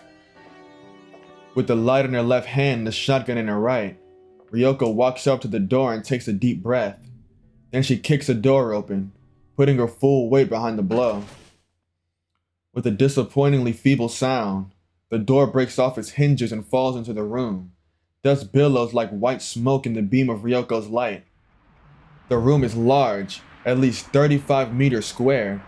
The tiled floor is set with drainage grates, and there's no mistaking the operating table sitting in the middle of the room. Cabinets full of enamelware and drugs line one side of the space, and against the opposite wall stand writing desks and bookshelves. Those things Koji recognizes. The mysterious objects cluttering the tables and shelves, however, are beyond his comprehension. Mirrors delicately engraved with complex patterns, grotesque statues, and masks that must have been left by a race of savages, tapestries woven in nauseating array of colors, a crystal ball the size of an infant's head. Any would catch a hefty price at an antique store, if not for one thing they all have in common. Every last piece is so loathsome and foul that Koji feels sick just looking at it. It's as if each was designed for the sole sinister purpose of immortalizing its creator's hatred of the world. Rare-looking books of the sort that he found in Ogai's home are piled here and there, and on one shelf are stacked some scrolls that look like they were made of some kind of sheepskin or papyrus. Whatever it is, it's not paper. Finally, some of the indecipherable chalk patterns and symbols filling every available space on the walls. There are some indecipherable chalk patterns and symbols filling every available space on the walls. Even the two sliding blackboards are covered in strange, unreadable scribblings. Just looking at them is making Koji dizzy. Don't look! Ryoko snaps at him. Listen, don't move. And whatever you do, don't touch anything. Even if something draws your attention, don't look at it. If you see something that feels wrong, stare at your shoes, got it? Yeah. Ryoko switches her light's fluorescent runners on and sets it on a nearby table where it can illuminate the whole room. She then holsters her shotgun, only to pull out an even more confusing set of tools, a digital camera and a can of spray paint. She gives the can in her left hand a good shake, switches the camera in her right hand on, steps up to the blackboard while looking at the camera's side-mounted screen. After recording one set of symbols, she covers it with a thick layer of paint, then moves on to the next. Doctor, Lesson 1. Never look at strange symbols or read anything written in unusual languages like Latin. Use the camera to record them for later, then paint over the original. Now she realizes it, Koji realizes that she's only looking at the screen of her camera, even then only in short glimpses and never directly at any of the drawings. He understands what she's trying to say, but it still doesn't make any sense. Why do you have to? Now that you've come this far, you better shut the fuck up and listen for your own good. Things like crystal balls and mirrors are dangerous. Anything can happen if you break them, so it's best to cover them with a cloth or paint over them for the time being. Koji begins to fear that this doctor might be even crazier than Fuminori. Despite the burst of energy he received from the vodka, Koji is still exhausted from his night in the well. The fear is affecting his body, making him dizzy and nauseous. Soon the walls are covered in black paint, and the stale air is thick with the smell of turpentine. That should do it for now, Ryoko says with relief, then tosses the empty can aside and puts away her video camera. What happened to Ogai? Koji asks, supporting himself against a nearby table. Huh? Oh, he was over there. Without stopping her examination of the papers on the writing table, Ryoko points nonchalantly to the Chinese-style screen standing in the corner of the room. He was there. Her clinical choice of tense makes her meanings instantly obvious. The urge to see for himself is irresistible. Koji staggers across the room, to the screen, taking the utmost care not to look at the scaly octopus thing that is painted on it. Behind the screen is a large easy chair.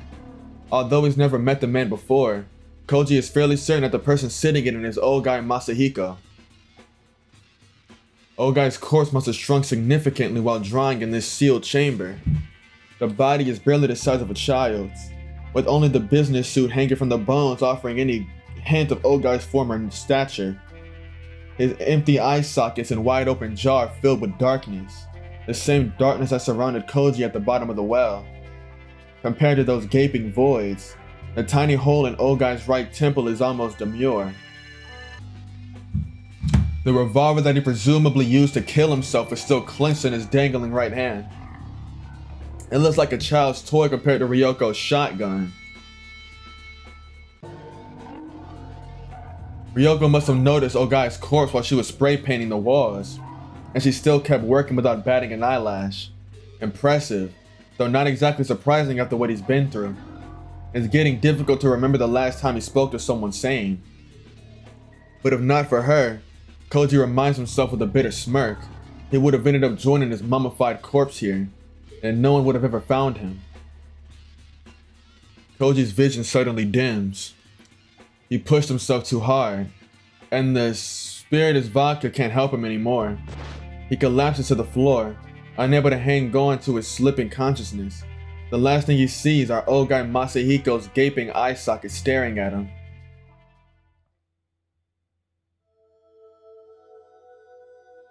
When he wakes, Koji finds himself lying on something dry and soft. Bed is a bed, he thinks to himself. even one that smells of mold and dust, and especially after sleeping in cold mud all night. There are no lights hanging from the ceiling, but the warm, soft light of the lamp fills the room. Simple furnishing, non-existent decor, Koji realizes he's in Ogai's cabin, in the bedroom that he sourced before Fuminori pushed him into the well. You awake? Ryoko was sitting in a chair against the wall, her expression blank as she studies the pile of documents on the table in front of her. She must have brought them up from Ogai's underground lab. She turns a page and takes a bite from the sandwich in her free hand. If you feel up to eating, there's food over there. Without looking up from the file, she gestures towards the convenience store bag sitting on the nightstand. How did I get here? Koji can't imagine a woman, even a woman like Ryoko, could have climbed out the well with him on her back. There was a door behind one of the bookshelves there. Ryoko mutters, taking care not to let the explanation interfere with her reading or eating. When I finally got it open, it led to the boiler room, underneath the cabin. The other side was hidden with a thin layer of mortar. I figured that's how he got most of his supplies down there. Once he had everything he needed, he could seal it up and use the well instead. Pretty thorough. Was there really a need in there? Was there really something in there he needed to hide? There used to be. This is the last of it. Having finished his sandwich, Ryoko picks up some unsorted papers with her free hand and waves them in the air. Not all scholars want to get on stage at a symposium and show their research to the world, you know? Some nutcases get their kicks by learning secrets no one else knows, and by being buried with those secrets in hidden tombs that no one will ever know. Koji still hasn't the slightest idea what Ogai's secret might have been. From what Ryoko said in that tunnel, however, he can guess that Fuminori is somehow involved. What happened to Fuminori? Koji asks desperately, no longer caring who he gets answers from. What does he have to do with that body down there? Just what is it that you're after? That's what I'm trying to find out. Ryoko replies coldly, as though Koji's concerns are none of hers. Sakisaka told me that he was acting on behalf of one of Ogai's relatives. Yes, he told me the same thing. Oh, well, at least that's consistent. Ryoko pulls several sheets of loose leaf paper from a different file. The truth is that Ogai has no relatives. I thought Sakisaka was simply lying. However, there was another possibility I should have considered. He might have been tricked by someone claiming to be Ogai's family. Ryoko pauses, then looks sidelong at Koji. Does the name Saya ring a bell? Saya? No, who is that? Who or what is the question, but the more I read, the less I understand. She laughs bitterly and returns her attention to the papers in her hand. All I can say before is that it appears to have been the focus of Ogai's research. If Sakisaka is involved with whatever Saya is, then he's already past the point of no return. The icy certainty in Ryoko's voice sends a chill down Koji's spine. If so, then what will you do? He has to ask even though he knows the answer. It's like I said, Ryoko replies, smirking at the tension in Koji's voice. I have no idea how many times I've wished I killed Ogai when I had the chance. I won't make the same mistake twice. If I go to the police, it'll all be over. Ryoko doesn't respond, as though she didn't even hear what Koji just said. Fuminori tried to kill me. If I report him, he'll be arrested and... Ryoko cuts him off harshly. You have witnesses? Proof? What was Sakisaka's motive? You know, Tono, you're completely misunderstanding what police do. Their job isn't to fight for justice or even to keep people safe. What are you saying? Finding reasonable explanations for unreasonable events. That's what the police are for. They will always choose to believe the simplest, most logical explanation. Just like how water always flows downhill. They aren't interested in the truth. They don't know or care that the truth is often stranger than fiction. They can't all be like that. I won't know until I try. Exactly. Ryoko states, as she pulls another sandwich out of the bag. That's the problem. She hasn't spared Koji a second glance since looking at him earlier. Even while talking, her attention is always focused on the papers in front of her. Let's say you accuse your friend of pushing you into a well. In addition to your statement, the police will consider 2 alternate versions of the truth. Maybe you're making it all up to frame your friend. Or, even simpler, it was an accident, you fell into the well by yourself, and the shock has made you paranoid or delusional. These 3 possibilities will compete to see which comes out with the most convincing evidence. No one knows which will be the winner. Are you willing to bet everything you have on your truth? Koji has no response. Can he really explain with cold, clear logic what drove Fuminori to do what he did? How can he convince everyone that he doesn't even understand it himself, when he doesn't even understand it himself? And here's the biggest problem, Ryoko says calmly, cutting into Koji's thoughts. While you're raising hell with the police, we'll lose our chance to corner Sakisaka. If he sees trouble coming, he'll go into hiding, and then we'll be right back at square one. She pauses to take a bite of her sandwich before finishing. Just like when I let Ogai get away. A heavy silence falls upon them, with only the soft rustle of pages turning in Ryoko's hands to mark the passage of time. Please tell me, Doctor, Koji says, his hushed voice breaking through the quiet. What crime is so unforgivable that you're determined to take justice into your own hands? What exactly did Ogai do in that room down there? Once again, Ryoko ignores Koji's question. This time, however, Koji doesn't back down. His silent glare demands her attention as she pours through the documents before her.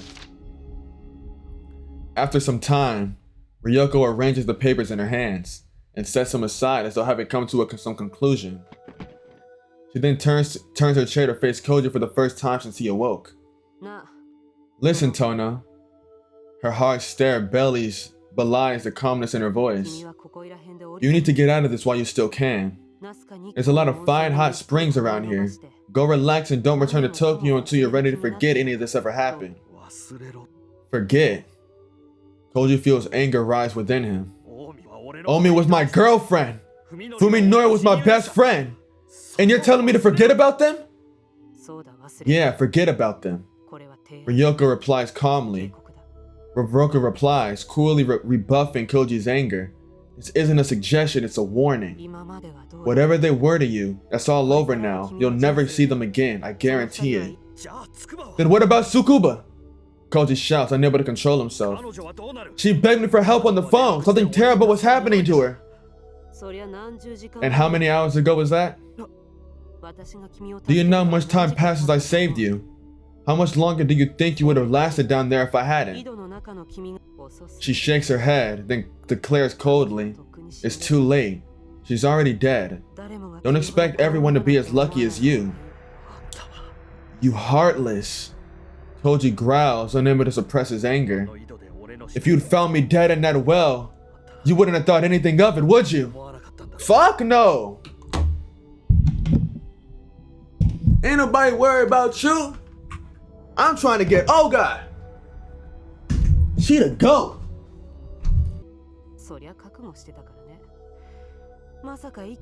I was prepared for that, of course, Ryoko says with a shrug, unfazed by Koji's ire.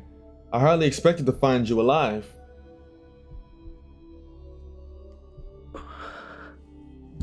It's futile to argue with this woman. Koji realizes her values are fundamentally different from his own. Nothing he can say will ever move her. Koji gets out of bed and stands on shaky legs. How long have I been asleep? About half a day. I envy your ability to recover so quickly. It's a privilege of youth to enjoy it while it lasts. Koji looks at his watch and sees that it's 4 in the morning, which means that it was already early evening when Ryoko rescued him. He can't believe he survived in that well for almost 2 days. Not that the gaps in his memory have been filled in it since the time has returned.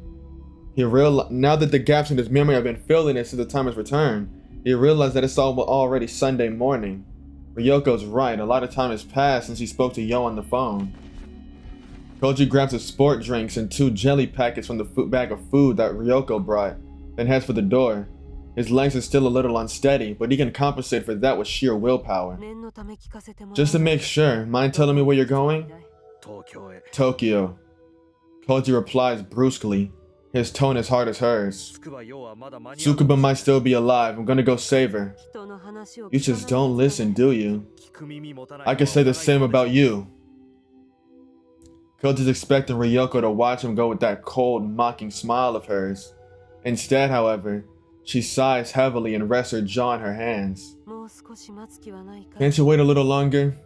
Somewhere in here, she thrusts her chin at the mountains of paper in front of her. It's the answer to what this thing called Saya is. I think you should wait until I figure that out and come up with a plan to deal with it.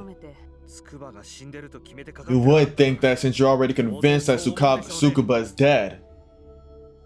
She ain't dead, but shit, she might as well be. I mean, I know I'd want to be dead. I mean, unless it was a bad bitch. Like if she had me as a slave, like, oh my goodness, if Ryoko, fuck, she's bad. Ryoko is so fine. In truth, Koji is extremely uneasy about going it alone. At the same time, however, he knows he mustn't depend on Ryoko. She's made it clear that she doesn't care about saving lives. Teaming up with her will only make it more difficult to salvage something, anything out of this nightmare. Tono. Ryoko calls out just before Koji steps out of the door. You almost got killed once already. Don't let it happen again. She picks something from the table and tosses it to Koji. When Koji catches it, he feels a solid weight fill his hand. This is... Koji stares at the menacing shape of the cold metal. It's a revolver, the same one that was clenched in Ogai's skeleton fist. It has 4 more shots. There's no sense, so just pull the trigger to fire. How you use it is up to you.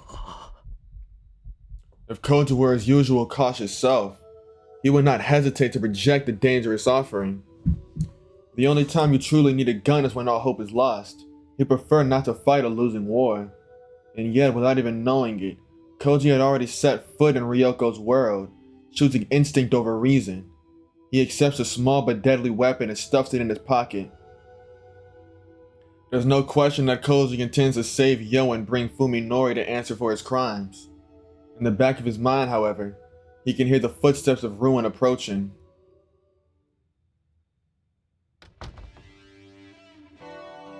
When he steps out of the cabin front door, Koji shivers as the wind tears into his skin.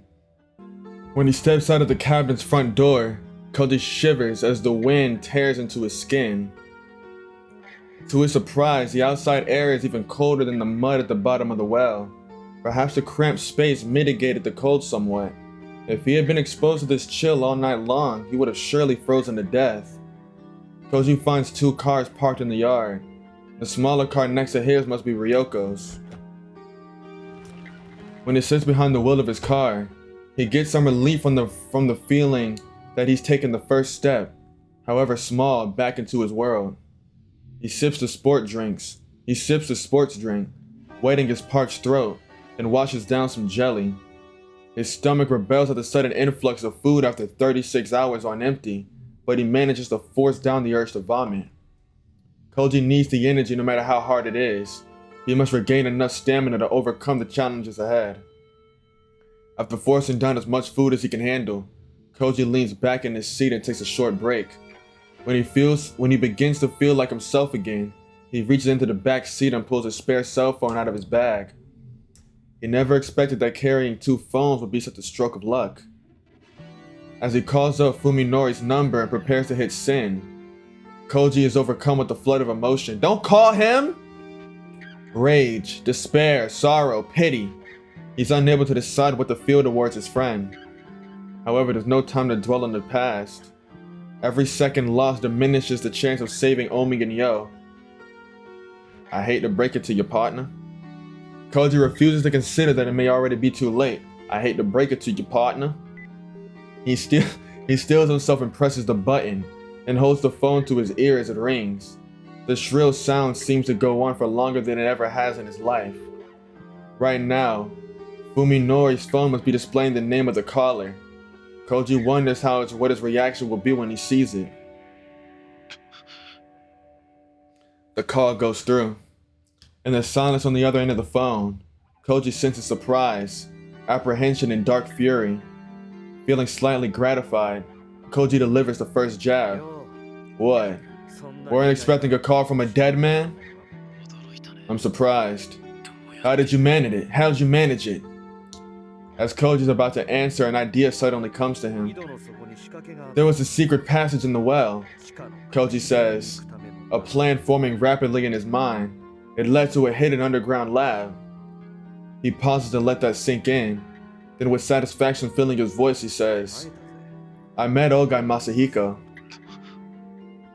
Fuminori's gas tells Koji that the advantage is his. Keeping his voice bold, he decides to further exaggerate the truth. I know it all. Everything about Saya. You're finished, Fuminori. I've got all the proof I need to blow this thing wide open. You won't even see it coming. It's gonna be your last surprise, bitch. You son of a bitch. It's obvious from Fuminori's tone that rage has overwhelmed his reason. Koji's bluff is working perfectly. His victory is tainted, however, as Fuminori's response to the name Saya brings a cry of anguish from the corner of his heart that still wants to believe his friend can be saved. If Sakisaki is involved with whoever Saya is, Ryoko's words play back in his head, sounding even colder than before. Then he's already past the point of no return. He mustn't let emotions sway him. Where are Omi and Yo? Koji suddenly switches topics, trying to keep Fuminori off balance. It all comes down to this. Depending on your answer, I might be willing to cut you a deal. If you swear not to cause any more harm, I'll forget about what you did to me and about what I found at the cabin. I don't want anything more to do with you and Saya anyway. All I want is for Omi and Yo to be safe. Omi and Yo. Fuminori's voice trails off. He's obviously trying to decide how far Koji can be trusted and whether there's room for negotiation. Fuminori has been called out, and now there's no time. Now it's time for him to show his hand. I honestly don't know anything about Omi. She never came by my house. Yo, on the other hand. Fuminori pauses, then gives a knowing chuckle that sends chills up Koji's spine. Well, I wonder if she'll really want to leave. She's with you, isn't she? Koji's relieved to learn Yo's location, and that she is at least still alive. At the same time, however, he remembers that horrifying phone call. It's clear that now that Fuminori plays some part in Yo's suffering. Had she already fallen into his trap back then? What has happened to her? How is she being treated? Her wish has finally come true. Fuminori says with venomous sarcasm. She's my property now. I guess you and Omi got what you wanted after all. Koji feels despair settle over his soul. How much lower will this man go? Must Fuminori seek out and destroy every memory of the friendship they once shared? Let Tsukuba go! When I'm sure she's safe, I'll destroy everything I have on you and Saya. How can I trust you? First, I want you to... I'm not giving you a choice here, Fuminori. Koji instinctively realizes that it's dangerous to push his bluff any further. I'll call again later. You have to make up your mind by then. He hangs up without waiting for a response. Fuminori doesn't know Koji is still at the cabin in Tochigi. Right now he's probably worrying about whether Koji will show up in 1 hour or 1 minute. Koji hopes that he'll be able to take advantage of Fuminori's confusion.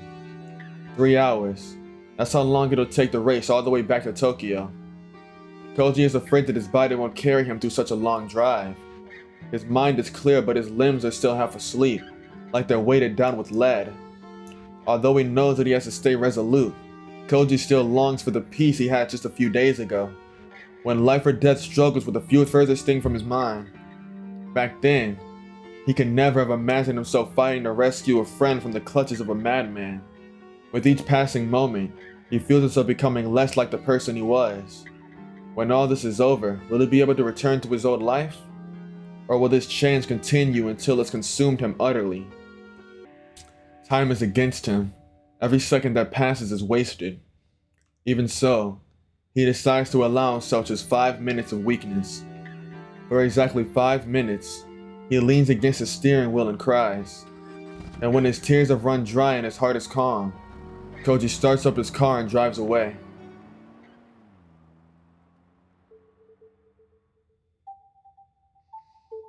I stare at the silent phone in my hand.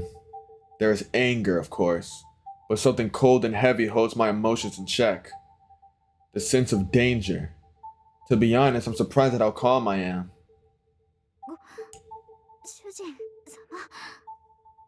Master. Yo looks up at me apprehensively, her head between my thighs. She was attending to me throughout the call.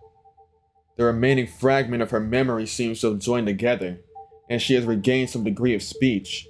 Upon realizing this last night, Saya began to teach her language once more.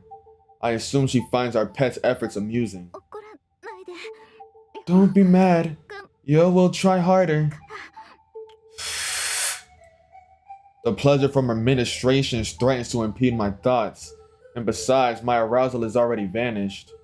At first I considered making her stop. When I gaze into her puppy dog eyes, however, I begin to think differently. Thanks to Saya, I have a family once again. For the first time, I'm becoming aware of the responsibility that places on me. I'm now the head of a new Sakisaka household, as well as its only male member. It's my duty to protect, comfort, and ensure the happiness of the women living under my roof. With that in mind, I know I mustn't sow fear or confusion. That will only cause them distress. Crazy ass nigga. Continue. Yes, master. I entrust myself to Yo's eager touch, basking in the pleasure with one part of my mind while contemplating our current predicament with the other.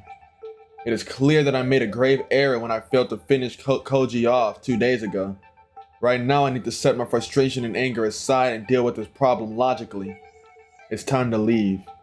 I have no way of knowing when Koji escaped from the well, or how much he has learned, or how many people he has come in contact with since then. Now it is impossible to know how far the problem is spread. Merely disposing of Koji won't guarantee our safety. When the enemy has poisoned your water supply, you can't take the risk that even one drop might remain. Your only choice is to stop drinking the water. Fuminori, who are you talking to? Saya returns from the kitchen where she'd gone in search of a midnight snack. She's munching on her favorite, spare ribs. Alright, bro. Spare ribs. Purging myself of unease and impatience, I respond with a casual shrug.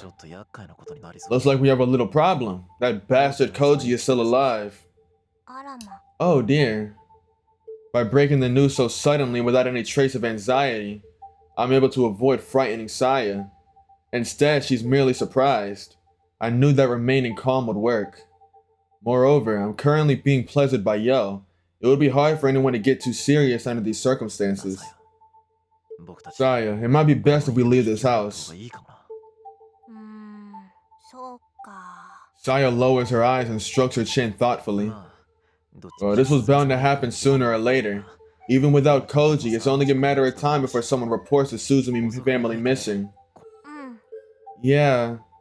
Saya nods. I can tell she's reluctant to leave, but at least there's no sadness in her expression.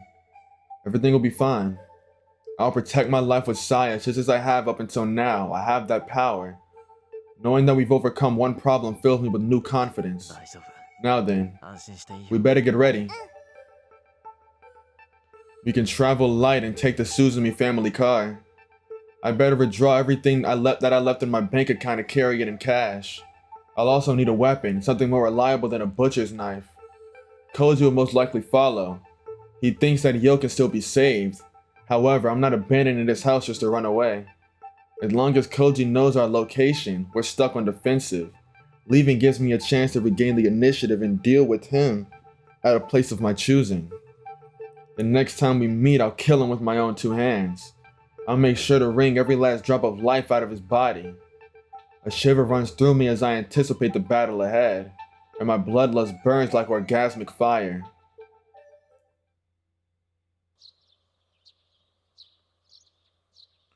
When Ryoko looks up, the morning sun is already streaming in through the window.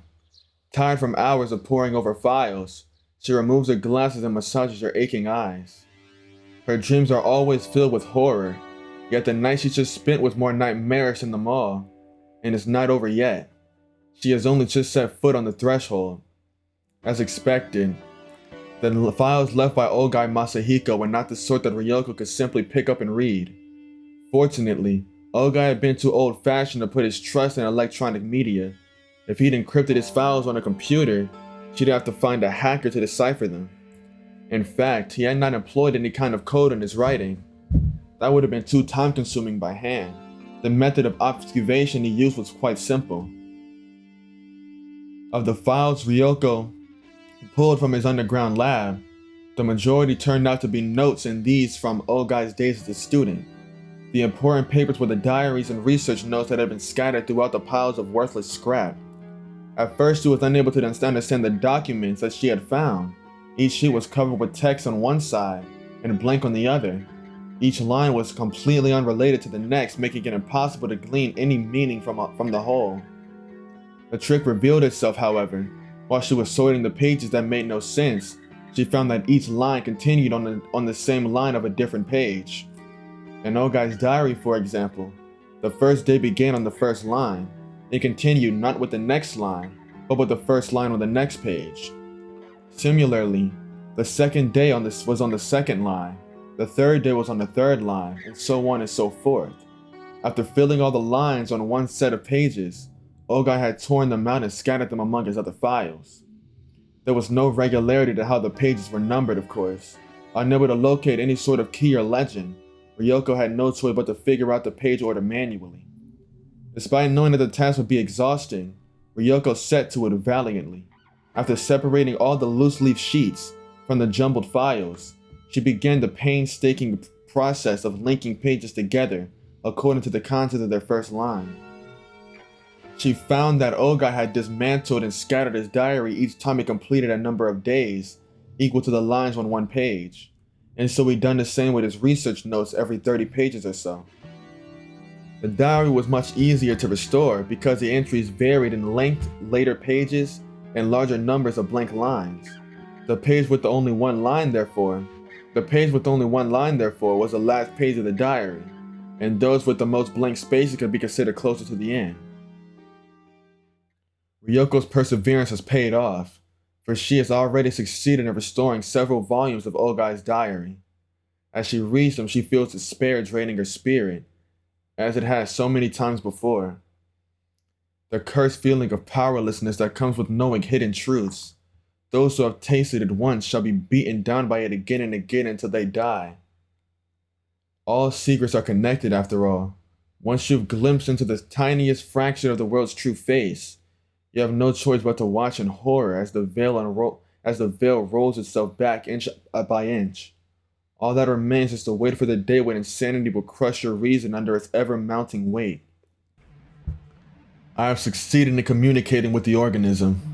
It shows enormous curiosity and its intelligence is beyond doubt. See research notes for confirmed vocal patterns and body language. Its appetite for knowledge is insatiable, and its learning speed is off the charts. However, it exhibits absolutely no desire to be recognized as an individual. Its ego appears to be quite weak, suggesting a psyche wholly unlike that of a human. The speed of the organism's linguistic development is astounding. When I laughed at its mispronunciations, it immediately picked up the concept of puns.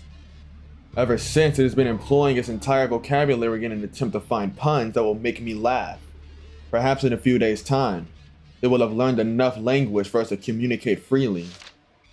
The organism's command of spoken language is now sufficient to facilitate higher-level discourse.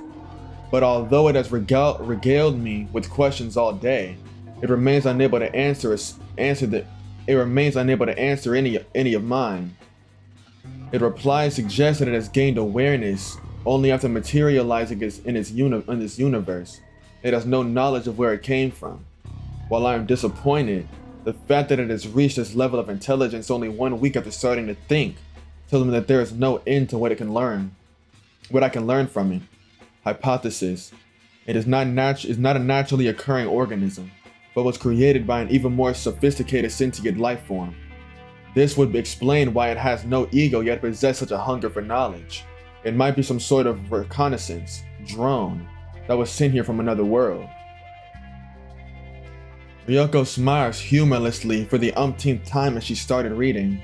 Since she started reading, how wonderful it would be if she could laugh the diary off as the delusions of a madman or the work of a science fiction author. Alas, she knows far too much. When she thinks back to the many horrors that Ogai brought into her life, the words before her take on chilling credibility. I have confirmed the organism's brain power far surpasses any human's. This morning I taught it about prime numbers. After I explained the Lucas limit test for Mezern's primes, it immediately began to list examples that it had calculated in its head. I was only able to confirm by memory up to number 10, M89, but it continued to list further examples without any trouble. I left it to its calculations, and when I returned a few hours later, I discovered that it had written down more than 70 of them. Computers all over the world are currently working to calculate Merzin's primes, but the last one I remember being found was the 39th back in 2001. When I entered several of the results into my laptop and ran a Lucas limit test on them, I found that every one was correct. The same is no doubt true for the rest. After all, the organism has never shown the pathological need for respect that would lead it to lie about its accomplishments. I see no reason to doubt its veracity. If I could reveal to the world an expedient method for discovering Merzin's primes, the prize money would make me a billionaire. Of course, my current research is worth far more than any sum of money. I must keep it a secret. The organism's computer seeds exceeds that of even the most powerful supercomputers. I can only conclude its cognitive faculties are beyond anything humanity can imagine. At the organism's request, we have now begun a new field of study. Despite its immeasurable aptitude for mathematics, it now desires to concentrate on sociology and natural sciences. Perhaps our math problems are simply too elementary for it. It has shown especially keen interest in the means by which organisms reproduce and multiply. As it possesses nothing that could be called emotion, I hesitate to use its description. But when it learned about DNA, it seemed somehow excited. In fact, the organism itself seemed surprised by its reaction. When asked about the nature of the impulse, the organism decided to label it as instinct. If this description is indeed accurate, then this is extremely significant development. It would mean that there is a deeper level to its psyche than just the knowledge that it's acquired since coming to this world. If I can use the discovery to trace its roots, I might be able to learn what it truly is. Note: candidates for the plane and world of the organism's origin are discussed in the writings on the silver key, filed separately. I spent the whole day carrying books into its room. Apparently, the organism is no longer satisfied by the knowledge I am able to impart. It should come as no surprise considering its linguistic prowess, but the speed at which it consumes text is astounding. The diary continued for some time, chronicling the intimate relationship between Ogai and the organism. In the back of her mind, Ryoko imagines the old doctor climbing down the well in the middle of the night to hold congress with some inhuman creature in the bizarre laboratory. The image is disturbingly similar to the nightmares that have shattered the silence of many nights with their screams. What follows, however, makes even her worst nightmare pale in comparison. The organism has made a very strange request. This is the first time it has asked for anything other than food and reading materials. I can hardly believe it, but it wants to consume the sperm of living creatures. This is separate from its desire from food. Once again, it is describing its impulse as instinctive. Now that it has declared itself a life form that requires a seed of males, it has become to identify itself as female. After today, I suppose I shall start calling the organism a she. Is the personality that she begun to exhibit really just an imitation created for her amusement? Ever since she started to immerse herself in our literature, she has been acting astonishingly human. She identifies herself as female, and already possesses an enormous store of cultural knowledge. Is she trying to create a human identity for herself based on these? I have seen her laugh, grow angry, and today she cried. Is she just copying our emotional displays? If not, then she is already. Is the soul of something that in any intelligent is the soul something that any intelligent life form can acquire. I feel that I am witnessing something more mysterious than the genesis of life itself. Today is her birthday. Although it is a year late, I want to give her a special gift. Saya was the name of my mother's cat. In childhood, she was my sole friend and my beloved. I decided long ago that if I were ever blessed with children, I would give this name to my daughter. Happy birthday, Saya. Let this be the name of your soul. You have earned it. The ability that Saya has discovered in herself is showing more extraordinary results each day. I have no doubt that she is a kind of artist. What exactly is it that she created in her body from the rat semen I gave her? At this point, I can only surmise that it is a type of retrovirus or reverse transcriptase enzyme that creates exactly what she desires. The rats have been transformed by her art are so beautiful now. The many enzymes secreted by her body and various appendages she uses are discussed in detail in the biological observations filed separately. Here, I will say this. By witnessing Saya perform her operations on several rats, I have gained much confidence in my theory that her body is designed specifically to manipulate the biology of other organisms.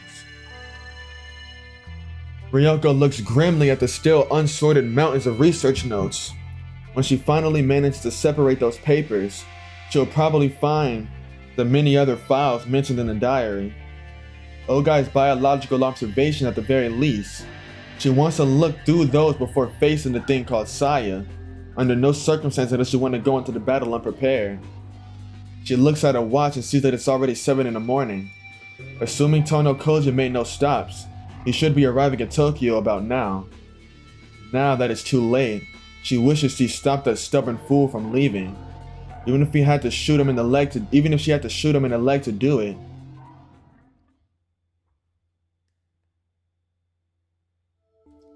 I've been behind this computer for almost 6 hours.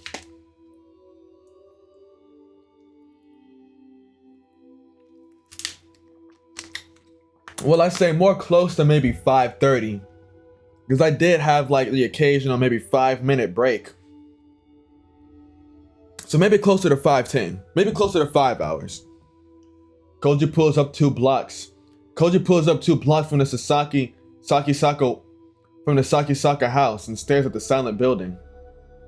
In the bright light of morning, the house seems shrouded in a dark miasma, like a black hole torn out of the landscape. Is it just a figment of Koji's imagination?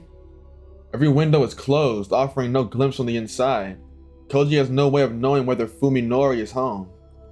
A pedestrian walks his dog down the street, glancing back at Koji through the windshield after he passes by. Koji isn't surprised by the attention. He hasn't bathed or changed clothes since spending the night buried in mud, so he must look like a vagrant even inside his car. When he looks into the rearview mirror, he sees the haggard visage of a man with 1 foot in the grave staring back at him. It's hard to believe that the tired, unshaven face is really his. If he stays here too long, someone might report him to the police. He better pull himself together and get moving. He drives slowly up to the front of Fuminori's house, quickly checks to make sure no one is around and gets out of the car. Anyone who might be in the house probably heard the sound of the engine, but there's no point worrying about that now. Koji walks swiftly through the gate and yard to the front door.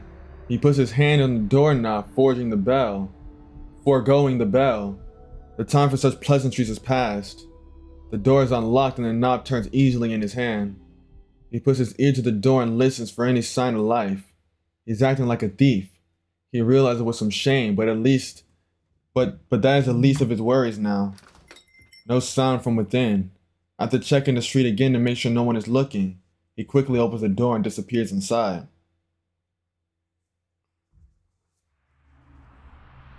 An indescribable stink immediately assaults his nostrils. He's already prepared for anything. However, so rather than discourage him, the stench only sharpens his caution to a razor's edge.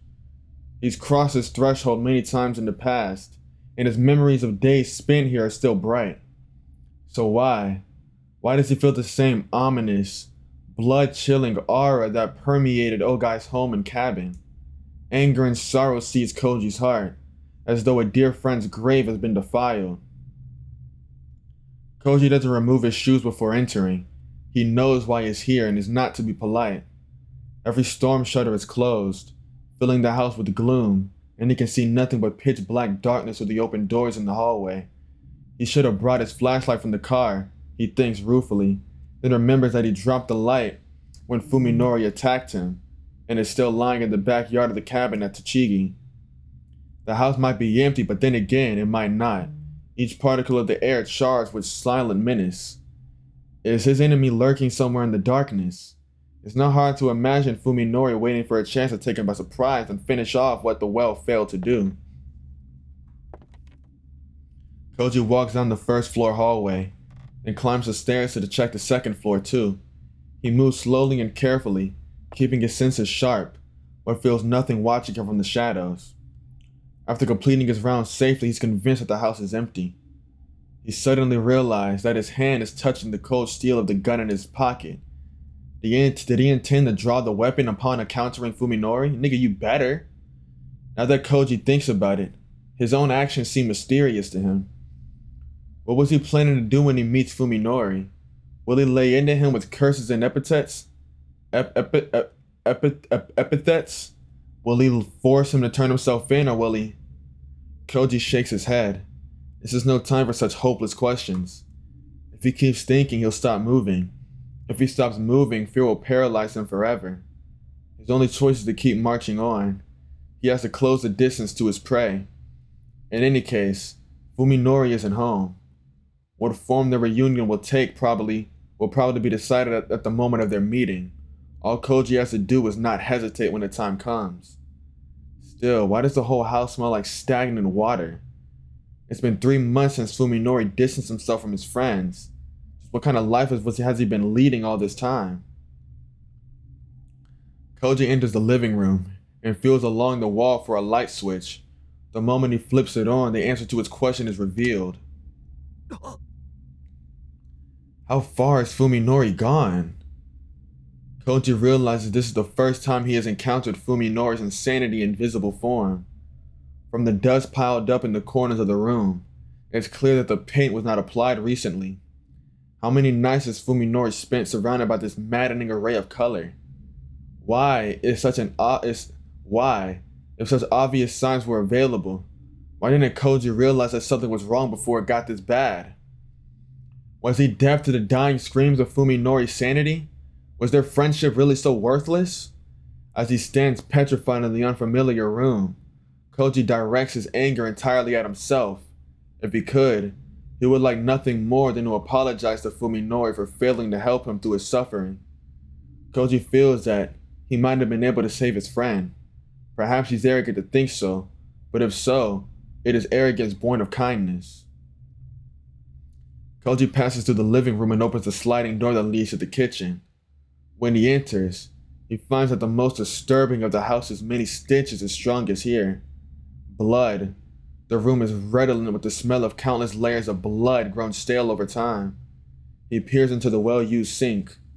Around the rim, he sees the faint brownish-red blotches that water alone couldn't rinse off. Even more obvious are the stains on the dish rag. Such stains are proof that the rag has been used and reused countless times. But what could it have been used on to make it that sickening burgundy color? Koji stares at the refrigerator next to the counter, as though it were a monster waiting to swallow him whole. He stands motionless until he's able to work up the courage to simply touch it. Then he steels himself, grabs the thick handle and opens the door. First he'll check the freezer, then the refrigerator. The freezer is packed with frozen meat of varying shapes and sizes. As each piece is wrapped tightly in the frosted over plastic, he can't tell what kind of meat it is. The meat in the refrigerator, however, has been already thawed for consumption. For a while, he can only stare in disbelief at the 5 fingers beckoning to him from the back of the compartment. They are long, slender fingers of a woman, their bluish tinge giving them the appearance of waxworks. Koji is unable to remember what Omi's hand looks like, even though he has kissed her fingers countless times. When he finished crying after his conversation with Fuminori, Koji promised himself that he would not cry again. And in fact, he does not. He regrets his decision, however. He indulged himself too early. He should have saved his soothing tears for this moment. For now, he knows that truly nothing is sacred. At last, his doubts about Fuminori have been utterly obliterated. Koji pulls Ogai's revolver out of his pocket and wraps his hand around its grip like he would a charm. Its definite presence, its promise of merciful annihilation, is the only thing keeping his sanity intact. He will surely use it to kill Sakisaka Fuminori, not for revenge, not for justice, but to make this world once more a place governed by reason. For that purpose alone, he must eliminate the anomaly. He breathes deep exhales, then lifts his hand before his face and stares at his spread fingers. Alright, he's not shaking. He's prepared to face his new objective. Koji sticks his revolver back into his pocket and pulls out his phone. Oh my goodness. Call Ryoko, you need backup.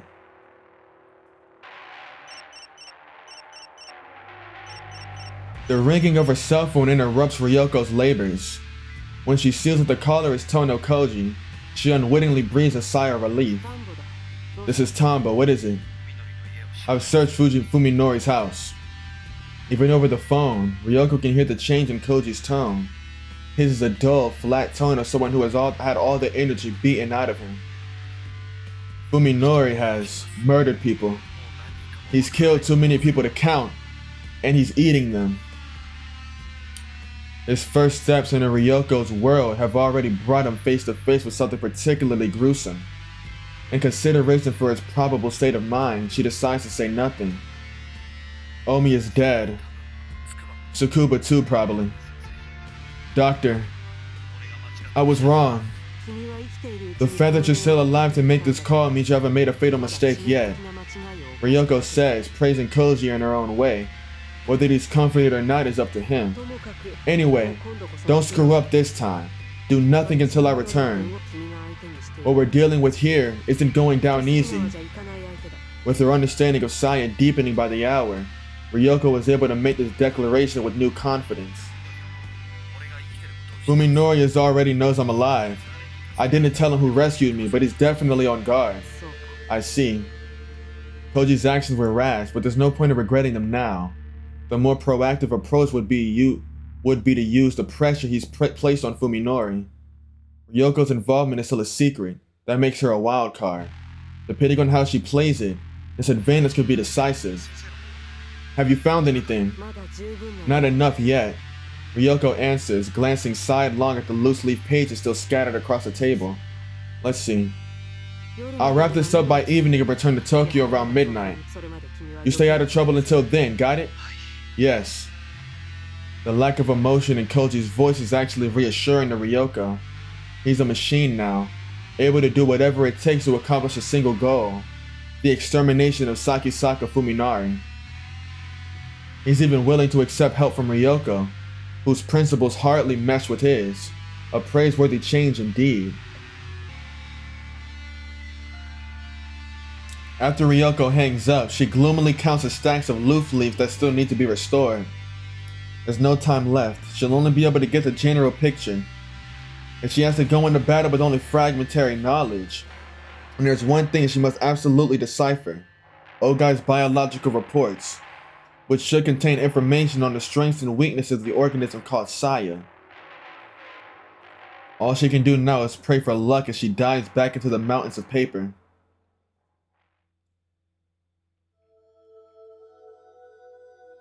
Today was the first time I've driven since my accident last summer. The proposition was always too dangerous to consider, given my inability to recognize roads and cars. Things have changed, however. In the 3 months I've had to adapt to my condition. I know what cars and pedestrians look like now. And even though I can't exactly see colors, I've learned to decipher lights and turn signals. I still can't read street signs, of course. Nevertheless, I managed to make it safely to our destination with Saya and Yo in the back seat. It was Saya who came up with the idea for our new hideout, an abandoned building she discovered while living with Dr. Ogai. In these hilly suburban residential areas, it's not hard to find thick patches of undeveloped forest just off the beaten path. Saya's old playground is located in one such secluded area, unaffected by the flow of everyday life. It used to be a privately operated sanatorium hidden among the silent trees. After the owners went bankrupt, it remained unsold and was eventually forgotten. After I left Saya and Yo at the hideout, I returned to town to make some preparations. Now I'm finally back at our new refuge. I liked this ruin from the moment I saw it. Mountains of construction material and garbage littered the front yard, forming a serviceable barricade. This place looks even less likely to receive unwanted attention than our house. Since my brain sees humans as revolting monsters, places they've been to tend to stink or seem covered in filthy slime. Ruins like these, long empty of life, are places that I find most restful. I'm back. I call to let them know I'm not a stranger. Then I go down to the basement where they're hiding. Welcome back. Were you okay with the car? It was no problem at all. I figured out how to tell which roads are one way. As long as I keep my speed down, there's nothing to worry about. So how are things here? I took a look around. As I thought, there's no sign that anyone's been here since I found this place. It's safe. I see. Let's hope it stays that way. I'm a little worried that the abandoned building could become a hangout for biker gangs or homeless people. It's probably because of all the trash piled out front. Most people won't get anywhere near that, don't you think? I guess. It doesn't bother me at all. I rather like it, in fact. But of course, normal people would feel differently. So, how was your shopping? Did you find something good? I sure did. I proudly unwrapped the weapon I had bought from the camping goods store. A 1 meter long wood axe, the biggest and sturdiest I could find. I like how it was right next to a sign saying that long knives are illegal, so that you could do more damage with this one. I gripped the axe with both hands, testing its dependable weight, then swing it like a baseball bat. The deadly steel blade sweeps through the air right where a person's neck would be. Yo, who sprawled out on the floor, flinches at the sound and curls herself into a ball. How sharp is it? Want to test it on Yo? I don't think that's a good idea. I definitely wasn't expecting Saya to say anything so brutal. You don't need to worry. Her new body can heal pretty easily from cuts and such. But I'm sure it'll hurt. Oh yeah, I guess you're right. It must have slipped her mind completely. She smiles at the oblivious Yo as if to hide her embarrassment and says, "But her screams are pretty adorable, don't you think?" Well, I just wouldn't feel right using an axe on a human. Really? Then what about Koji? That's easy. It should have been obvious, but I guess Saya still doesn't understand. I don't see him as a human. I'll have no trouble cutting him to pieces. That really makes a difference? Yeah. Humans have a conscience, you see? No matter how much you hate someone, you can't help but think twice about killing them, and that's how I'll win. Really? Saya seems awfully subdued.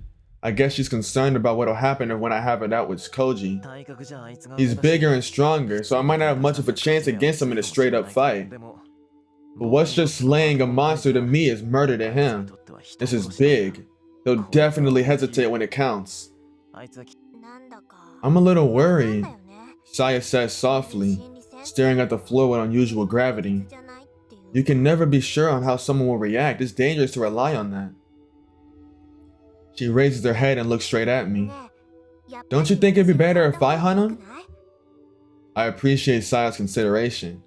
Even though it could be interpreted as a lack of faith in me, she's still putting my safety above hers. Nevertheless, I can't accept her heartfelt suggestion. With your strength, you might be able to overpower a girl like Yo, but I think it'd be hard for you to take down a guy. The bitter memory of what happened to Saya is still fresh in my mind. Saya falls silent for a moment, seeming to understand what I'm thinking, but then comes right back to stubbornly press her case. My first attack went fine though. Most humans go limp as soon as they see me. It was the same in the hospital. You were the only one who could talk to me. I guess you have a point. I can't imagine it personally, but I suppose it's possible that Saya's appearance is shocking enough to make someone lose their nerve. Suzumi was able to gain the advantage because he had the same condition as me, which let him see Saya as a cute girl. Fear doesn't necessarily make people weaker, however. Depending on the situation, it can even send someone into a berserk rage and make them harder to put down. In other words, such a tactic would be the same sort of gamble that Saya is worried about. Alright Saya, how about this? When I tell Saya the new plan that just popped into my head, her gloomy frown turns into a bright smile. That's perfect! You're so smart, Fuminori! Oh, stop. It's not exactly a great plan, but I guess the fact that it lessens the risk to me is enough to excite her. She's so easy to please, but that's part of what makes her so cute. So, when's Koji coming? I don't know. He'll call sooner or later, and then I'll lure him here and finish him. Koji will come. I know that he won't leave us alone. We could just keep running now that we've started, but I want to eliminate Koji as soon as possible. Therefore, when he contacts me, I intend to meet with him unless it's an obvious trap. We're finally going to get more human meat. Too bad it's just going to rot without a refrigerator. Why don't we use it to trap other animals? It could be bait for stray cats or cows or crows. That's too dangerous. If an animal gets away with the meat, someone might find it and wonder where it came from. Good point. Humans are extremely dangerous, and their filthy, stinking bodies make me sick just by being nearby. Ironically, however, nothing tastes better than their meat. I truly regret having to abandon our well-stocked fridge. The forest around here is full of animals. I don't think we'll have any trouble finding food. We have 3 mouths to feed, are you sure? Leave it to me. I may not look it, but I'm a pretty good hunter. I'll be sure to keep us well fed. Okay. Looks like you're gonna be the breadwinner of this family. Saya giggles, happy on my praise. I find these childish qualities of hers adorable. I wonder how long we'll be able to relax this time. Because of the casual way she says it, I almost miss the emptiness to which her question leads. Yeah. Saya's right, this won't last forever. No matter how safe this hideout might seem, we'll have to abandon it eventually. The slightest mistake could put our life together in jeopardy, just like when I failed to silence Koji. Some dumb kids might decide that this old ruin is a good place to test their courage, or this land might be targeted for new development. In order to be together with Saya, I've chosen to live apart from society. We will never find lasting peace in this world teeming with humans, not unless we can somehow escape from it. Think of it like going on a journey, just the 2 of us. I pull Saya into my arms and fold my hands around her slender shoulders and whisper, life is like a journey anyway. Nothing stays the same forever. The only difference is whether time passes you by or sweeps you up in its flow. I guess you're right. Saya smiles softly, perhaps in resignation, perhaps in sadness. Either way, there is peace and contentment in her expression. But we'll be together, so I'm not lonely. You're not lonely either, are you? No. I have no regrets. As long as I can hold Saya in my arms, I will gladly pay any price. And besides, she adds brightly, trying to cheer me up, one day, we won't have to hide anymore, I can promise you that. It sounds like a fairy tale, but for some reason, she sounds absolutely certain. That day might be tomorrow, or it might be far off in the future. It's my first time, so even I don't know when the sign will come. I'm a little scared. I have no idea what Saya's prophetic words mean, but this isn't the first time she's said or done anything mysterious. She's performed any number of miracles already. So there's hope for us too. Yeah, she said with a cheerful nod. It'll be my last present to you, Fuminori. My first and final duty.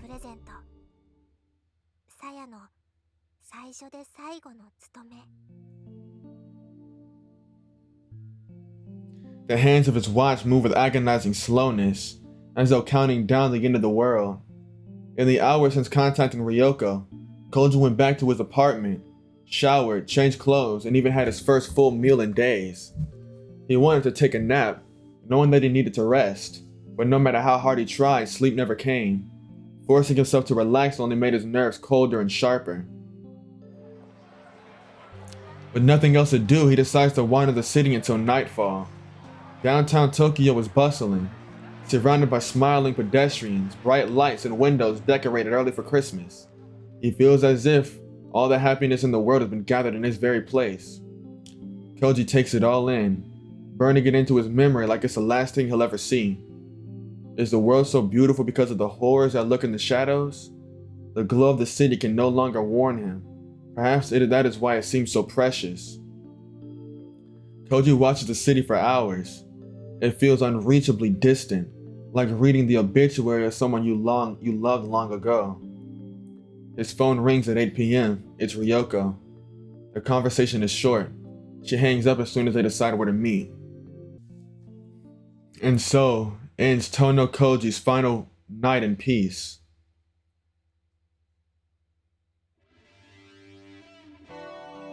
Ryoko arrives at the diner at 1 a.m., 1 hour later than agreed upon. She has a heavy-looking duffel bag under her arm.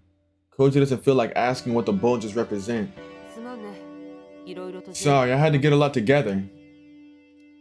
Ryoko doesn't sound all that apologetic, but Koji decides to just nod expressionlessly. Only a few tables are filled at this hour, like lonely islands in the midst of the vast restaurant. After sending the bleary-eyed waitress away with an order for 2 coffees, Koji and Ryoko are left all alone in the corner of the dining area. So, did you find what you were looking for? Koji asked bluntly while sipping dutifully from his third cup of watery, tasteless coffee. I'd like to think I didn't make you wait for nothing at least, though I'm still not sure of anything. I think Fuminori is under a lot of stress. I've left him hanging for a day since I told him I'd call. Do you really think you have him on edge? His reaction to the name Saya was very clear. In the silence that follows, Koji tries to soothe his parched throat with another mouthful of weak coffee. I see.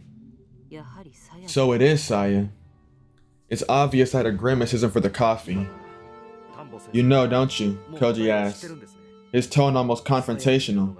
You know what Saya is. Ryoko tries to ignore Koji's question by nursing her coffee, but that only works up until the coffee is empty. Staring at the brown stain at the bottom of her cup, Ryoko says, her voice hard and flat, "You were foolish enough to ignore my warning once, but I'm just as stubborn as you, so I'm gonna say this one more time. Go home, Tono. Forget everything that happened." "You really are stubborn," Koji replies, smiling bitterly, instead of glaring at her like he did before. "Are you saying that I still haven't crossed the line separating me from you and Fuminori? You still haven't seen the most damning part of all this. As far as you're concerned," Ryoko continues, with a disparaging smirk, "your best friend in the whole wide world suddenly went crazy and became a cannibal. That's all this thing is to you, isn't it?" That's all. The things that Fuminori has done is so horrifying that Koji's only recourse, his only hope of coping, is to kill the man who was once his friend. Yet despite that, Ryoko makes his nightmare sound like it's just the beginning. Koji doesn't understand where her morbid cynicism comes from, nor does he want to. You say there's something more, but aren't you just imagining it? See, that's how I know your wounds are still shallow. Her bruised tone says she doesn't care whether or not Koji is satisfied with her explanation. If you back out now, they'll probably heal, given time. You haven't even crossed the final line yet. Koji considers Ryoko's words calmly, without letting himself get emotional like before. The final line, true. Fuminori is somewhere beyond that. Although Koji has gone far enough to be willing to kill Fuminori, he has no intention of eating his enemy's flesh once he's dead. That at least still separates the two. Then what about Ryoko? Who has treated Koji like an ignorant fool ever since she saved him from the well, How close is she to Fuminori? You're saying your wounds are deeper than mine. In response to Koji's biting question, Ryoko's mocking smile turns inward. This gun was my father's, you know? Ryoko pats one of her duffel bag's bulges. His hunting club kicked him out when it disappeared from his locker. I feel bad about that. My parents were always proud of me. They probably never even suspected that I was the one who took it. So you had a good reason for taking it? No, not at all. Her quick denial isn't what Koji was expecting. At the time, the old guy mess had already ended. At least that's what I thought. He vanished without a trace and I was sure I'd never see him again. I didn't steal this gun because I needed to shoot someone. Then why? Because I couldn't sleep, that's all. Ryoko pauses, perhaps needing time to decide how best to explain. Until then, she continues, choosing her words carefully. I was sleeping with a machete next to my bed. I couldn't stand being alone at night, you see. I needed to know no matter what horrors the world might hold, I still had some power against the madness. I needed a weapon I could count on. Koji doesn't know what to say. He's amazed, impressed even, that someone with such a serious case of delusional paranoia can function as one of T University's top doctors. It didn't work though. My nightmares kept on getting worse. A machete just wasn't enough to let me sleep peacefully. That's when I stole my father's gun. By cutting the barrel down like this, the shot spreads over a wider area and causes more damage. I hear that even in America, carrying a sawed-off shotgun is a crime. But with this gun sitting on my back, sitting in the back of my closet, I was finally able to sleep. 1 night out of 3, that is. At this point, Ryoko seems to have gotten everything off her chest. Smiling like someone who just finished a hard job, she adds, a gun's a great thing to have, you know? It really is. You can use it to blow your enemies away, and if that doesn't work, you can always stick it in your mouth and pull the trigger. Doctor, you need help. Thanks for the honest opinion. You won't be able to talk like that for much longer though, not if you go any further. Coach is already doubtful that meeting with Ryoko was the right thing to do. The one thing that he and Ryoko have in common is an unwillingness to leave Fuminori up to the proper authorities. Fuminori not only killed Koji's lover and friend, but even went so as far to defile their corpses. Koji isn't about to give him a chance to get off on an insanity plea. No matter what crimes he must commit, Koji will end Fuminori with his own 2 hands. If he doesn't, he knows he'll never sleep again. It helps to have a partner in crime, but only when that partner doesn't cause trouble. Ryoko talks big about exposing Ogai's secrets, but she might just have a head full of delusions. If so, Koji needs to rethink this whole thing. If you're telling me to leave this to you, Koji says with unflappable determination, then please give me a reason to trust you. Prove it to me there's a reason for you to be so obsessed with Ogai. Show me what he did. So you're determined to go all the way? Oh well. Ryoko smirks and shakes her head ruefully, then puts up no further resistance. She pulls a stack of paper from her bag and hands it to Koji.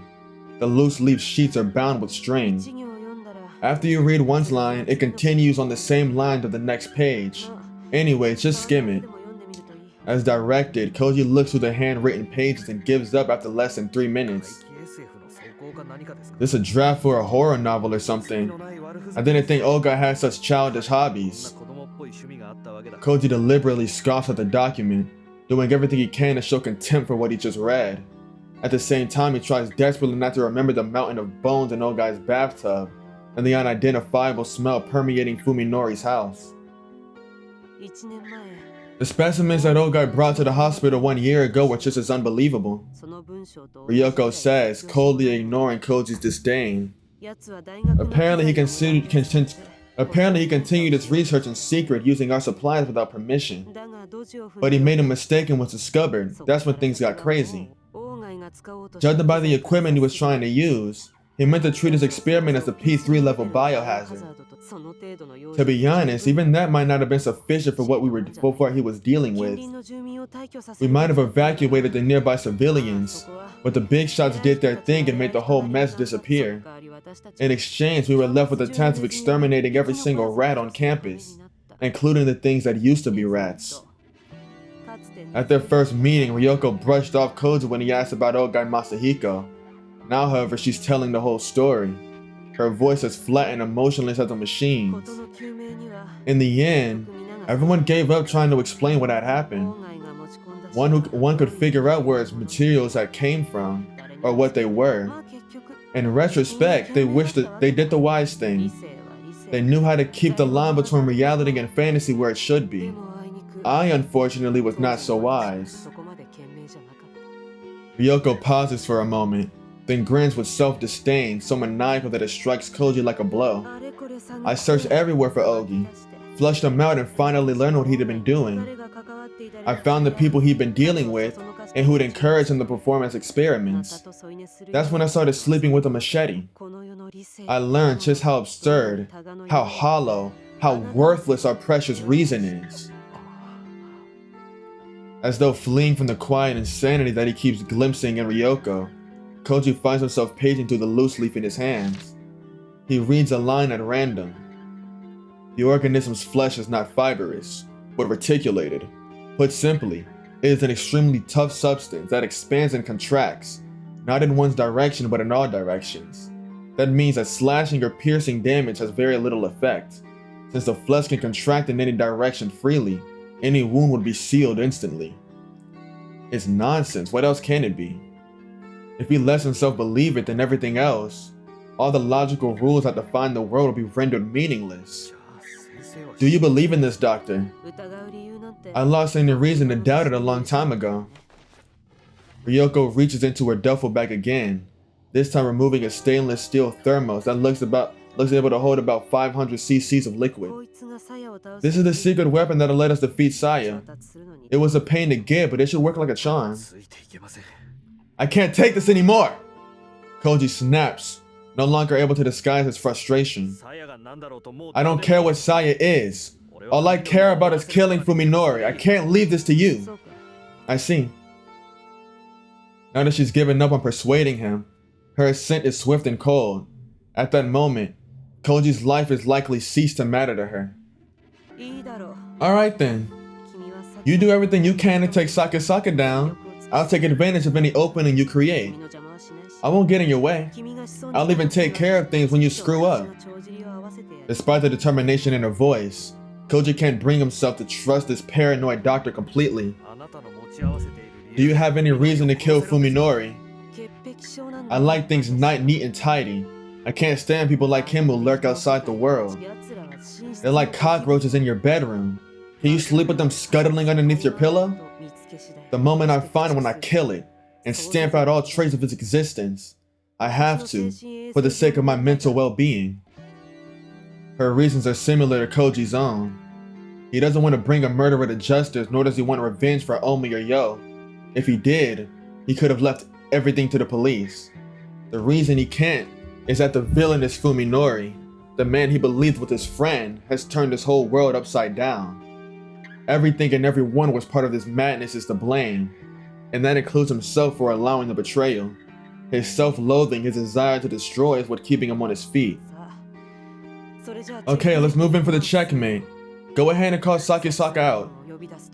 Koji nods, pulls out his phone and calls his friend for what will probably be the last time. The call goes through quickly. Fuminori must have been waiting for it. Sorry to keep you waiting, Fuminori. I finished my preparations. Koji, where are you? Fuminori must have been quite anxious to hear from Koji. His voice is hard and completely emotionless. Let's just say I'm right behind you. Koji can't help but smile at Fuminori's disappointment. Perhaps Ryoko's maniacal sadism is rubbed off on him. Well, have you decided to let Subuka go? Yeah, I suppose I have no other choice.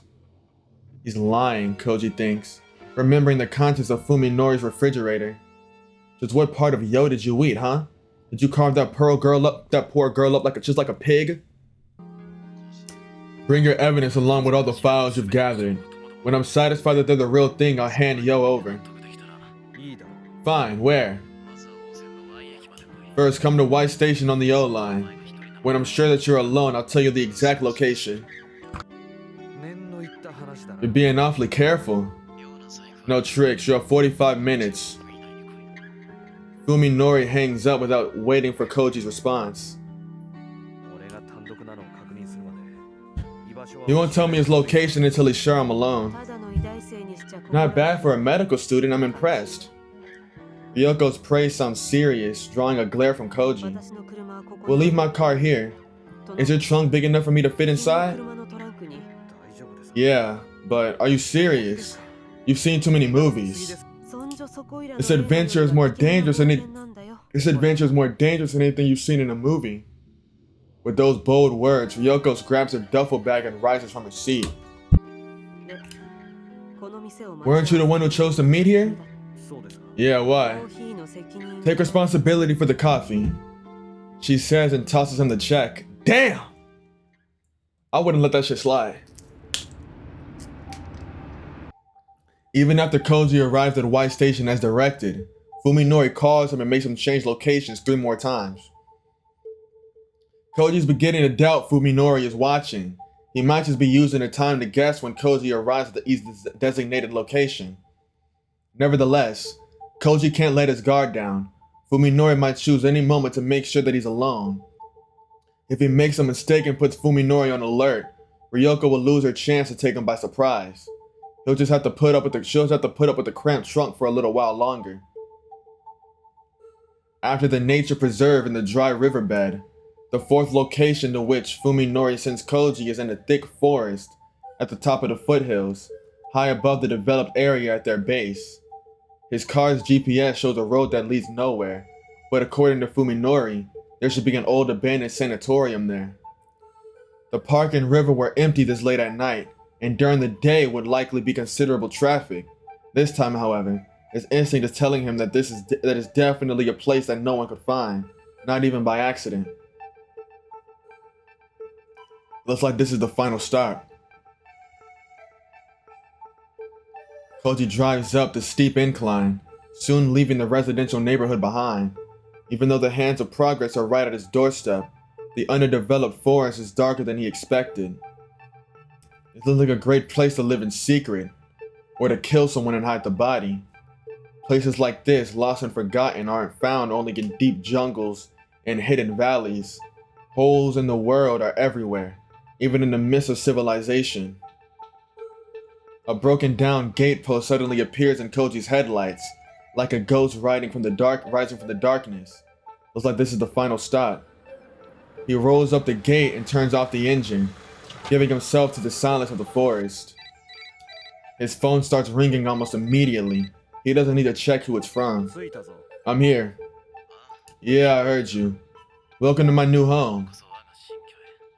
Fuminori is nearby, close enough to hear the sound of the engine. A shiver of excitement shoots up Koji's spine. Come inside. Yo's waiting.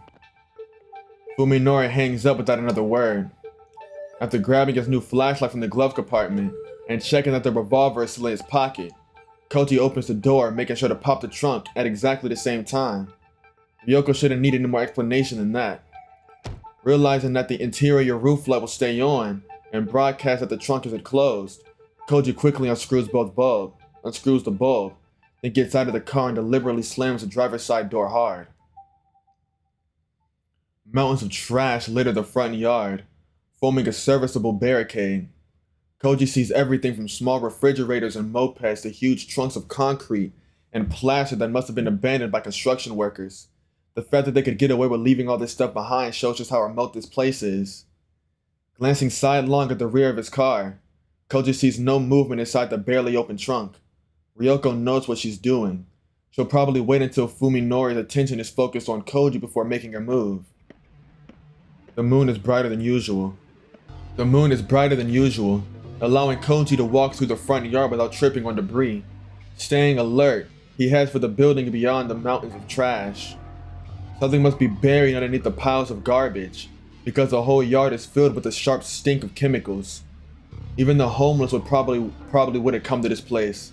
If you need to get out of wind or rain, there are plenty of shelters more suitable. When he reaches the gaping, doorless entrance to the building, Koji glances back the way he came. His parked at the gate is hidden beyond the mountains of trash. Even if Fuminori was watching from inside the sanatorium, he shouldn't be able to see Ryoko crawl out of the trunk. Looks like she'll get her chance to take him by surprise. How many times now has he stood like this, alone in some ominously silent place far removed from his everyday life, sneaking into deathly quiet houses to find traces of unimaginable things, unimaginable happenings, has become as normal as going to class. The house that he explored before were like freshly shed cicada shells, empty and dilapidated, but with traces of the life they had sheltered. This place, however, is different, a perfect ruin. Its walls and pillars rising from the dark forest like an army of ghosts, with no sign at all that people once lived and worked here. The structure resembles a skeleton more than a shell. Time and elements have stripped it of its former shape, and now there's only death. Koji has gone as far as he can. This must be the final stop. What will Fuminori's next move be? He must be planning to kill Koji, but how? As he's about to turn on his flashlight, Koji reconsiders. If he wanted to run with the light on, he'll be broadcasting his exact location. That would give the advantage to Fuminori, who's probably lying in wait for him right now. He holds the light before him in his left hand, and his finger poised on the switch in his right hand. He raises the revolver, keeping it pointed in the same direction. Now ready to fire when he turns on the light, Koji steps quietly into the dark ruin. It takes a while for his eyes to adjust, but even when they do, he has only moonlight streaming through empty windows to guide him. Everything appears gray and indistinct. However, Fuminori has to deal with the same conditions that he's hiding here, if he's hiding here. This is a battle of nerves, exhausting and deadly, where the first to make a sound and give away his position will lose. The rooms on both sides of the hallway are all open. Some are even missing their doors. Koji creeps up to each entrance, checks to make sure no one is inside, and carefully proceeds on. The stink that he noticed in the garden has changed. Now it smells more organic, like rotting meat. It's the exact same smell that filled Fuminori's house. The organism's flesh freely expands in a manner that renders piercing damage meaningless. Koji grits his teeth and forces the madman's words out of his head. What good can come from taking him seriously? Now isn't the time for such useless... Squish. Koji freezes and stares down the hall. It was a wet sound that he heard just now, like someone dragging their feet through a swamp, and it came from the room at the end of the hall. Something is there, something alive. Koji creeps toward the sound, his light and gun at the ready. Squish, squish. Now it sounds like someone squeezing mud through their fingers, and as he gets closer, Koji begins to hear breathing. Could it be Fuminori? No, that's impossible. He should be waiting for a chance to ambush Koji, not making careless noise. As he proceeds, the strange sound coming through the cracks in the concrete walls grow clearer. Before he knows it, he's standing on the threshold. The room is filled with a thick, vicious darkness, just like every other room he's passed. There's more than darkness, however. Something is in there. He can hear pain breathing, like that of a wounded animal, and what sounds like sobbing. Sobbing. Who's there? Koji whispers in the darkness. Now that he's given away his position, he might as well turn on his light. For some reason, however, Koji feels that to do that would have disastrous consequences. It's Yo. The last time I heard her voice on the phone, she was sobbing. The wheezing suddenly stops, and then a whisper comes out of the darkness, though not a human voice, not by any measure. It speaks some blasphemous semblance of human words. A nightmarish flash of insight connects the dots in Koji's mind. It can't be. Yo doesn't sound like this. She doesn't smell like this.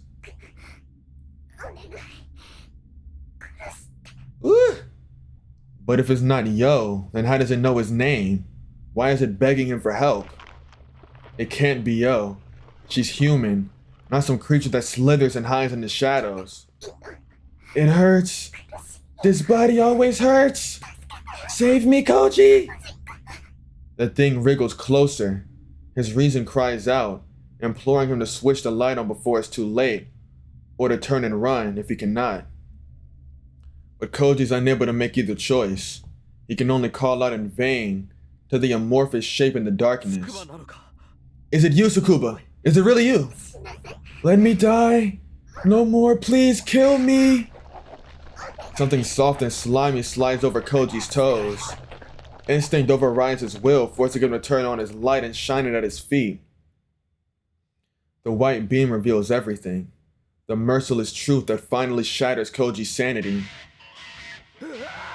Terror wipes his mind of all but two words, gun and trigger. His finger responds with instant obedience. There's an explosion of light and sound, more intense than he anticipated, and the destructive forces are swallowed up by the darkness. His ears are still ringing from the bang, but he hears a weak voice coming from the shadows. Koji screams and pulls the trigger again and again, certain that salvation can only come from the barrel of his gun. He done wasted all his ammunition.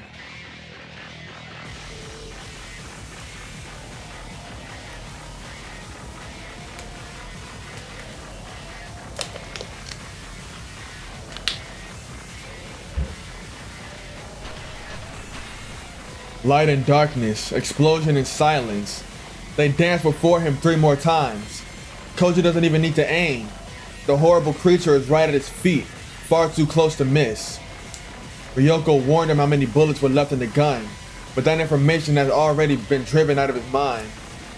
Even after the cold, heavy gloom wraps itself around him once more, Koji keeps pulling the trigger like a man possessed, paying no heed to the clicking of the empty weapon. His panic-stricken legs suddenly give out, sending him down hard on his backside. Even then, he keeps firing the empty gun. He knows no other way to erase the memory of the thing that he glimpsed in the beam of the flashlight. The light, which fell from his hand during the attack, is now pointing in a different direction. And though all 4 bullets must have hit their target, they were Koji's last card to play, which leaves him alone in the darkness with no way to defend himself. And just as he realizes this, a mass of rotting flesh rolls over him like a tidal wave.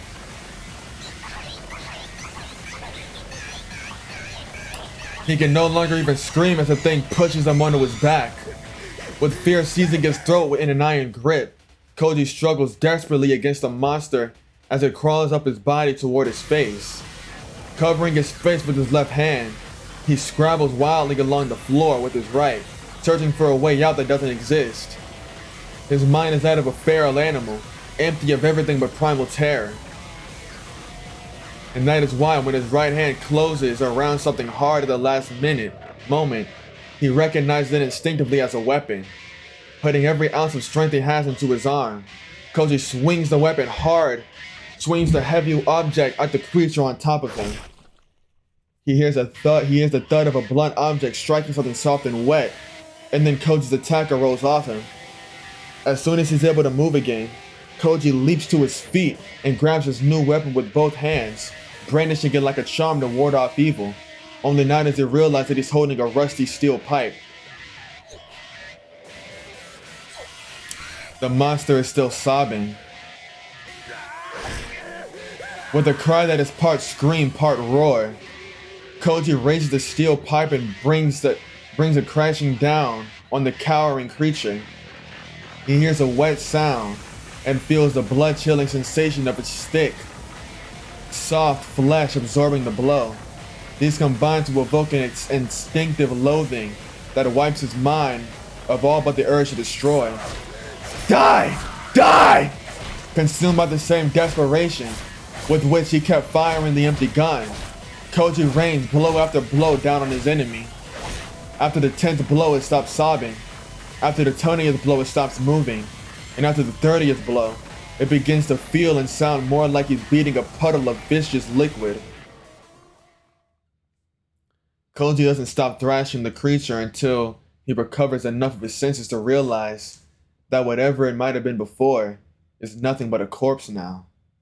The pipe in his hand, covered with unidentifiable fluids and filth, suddenly feels unbearably heavy.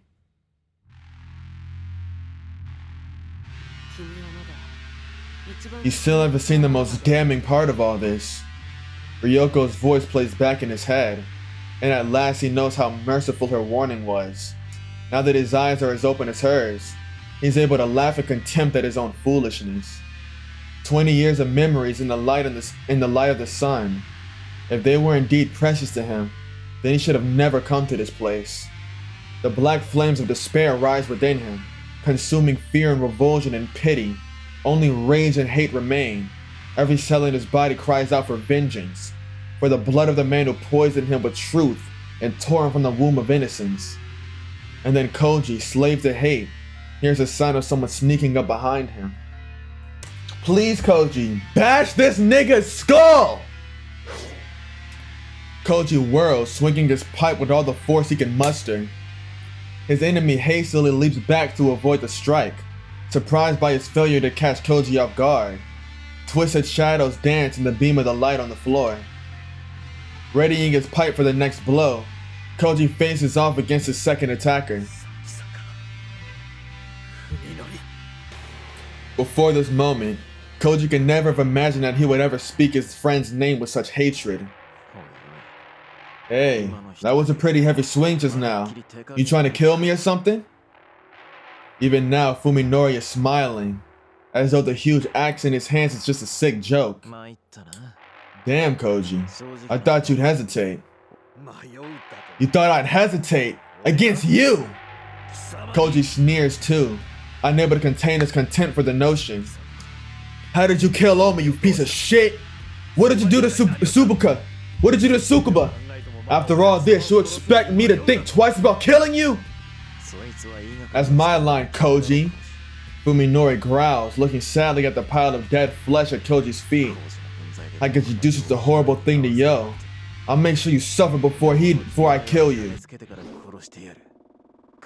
The blade of Fuminori's axe carves a murderous arc through the darkness, glittering menacingly at the faint light coming from the floor. Koji raises his pipe to block the ferocious swing. The heavy impact numbs his arm, but his large frame takes a blow without giving any ground. Fuminori presses the attack, delivering a second blow and a third. His axe, designed for chopping down trees, is deadlier and more durable than a piece of pipe Koji found discarded on the floor. Each strike Koji blocks sends chunks of rust flying from his makeshift weapon. He can't win as long as he's on the defensive. He needs to create an opportunity to attack. Bastard! Koji blocks a crushing downward swing, then pushes back hard before Fuminori can pull away, throwing him off balance. Fuminori stumbles backwards and plants his feet to steady himself. Taking advantage of his opponent's temporary immobility, Koji delivers a punishing low kick to Fuminori's outer thigh. Fuminori grunts and retreats, swinging his axe wildly to prevent Koji from following up with another attack. Koji, however, does not press his advance. He just stands where he is, calmly spearing Fuminori with his grand stare. You've never been in a fight, have you? Fuminori roars and comes in for another attack, but the damage to his right leg seems to be slowing his swing. Easily blocking the axe with his pipe, Koji waits for Fuminori to exhaust himself. Fuminori delivers blow after blow, howling savagely at all the while. What he does not realize, however, is that the situation now favors composure, not brute force. When Fuminori raises his high axe for yet another attack, Koji sees that his movements have grown dull enough. Seizing the opportunity, Koji charges into Fuminori's range and grabs the hilt of his axe with his left hand. As Fuminori recoils in fear, Koji swings his pipe hard at the enemy's unprotected side. He feels the crunch of his ribs breaking. The pain drives Fuminori to his knees, staring down at Fuminori's defenseless head. Koji, surprised by his own lack of emotion, raises his pipe high to deliver the finishing blow, which is when something wraps itself around his left ankle.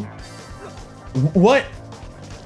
The instant Koji panics at the unexpected sensation, something soft yet strong winds itself around his right leg and drags him into the floor before he can resist. He twists his body and tries to swing the pipe at the unseen enemy behind him, but his right hand too is seized by the same flexible force. He wasn't able to feel it through his pants, but now his blood turns to ice at the cold, slimy sensation of the thing wrapped around his uncovered wrist. The monster's still alive. That's it, Saya, Fuminori says encouragingly. Even while kneeling on the floor, his face twisted in pain, he manages a terrible, victorious grin. Saya. This monster is Saya. Koji struggles desperately to free his limbs from the creature's slimy grip, but more tentacles swarm over his body, stealing his freedom of movement.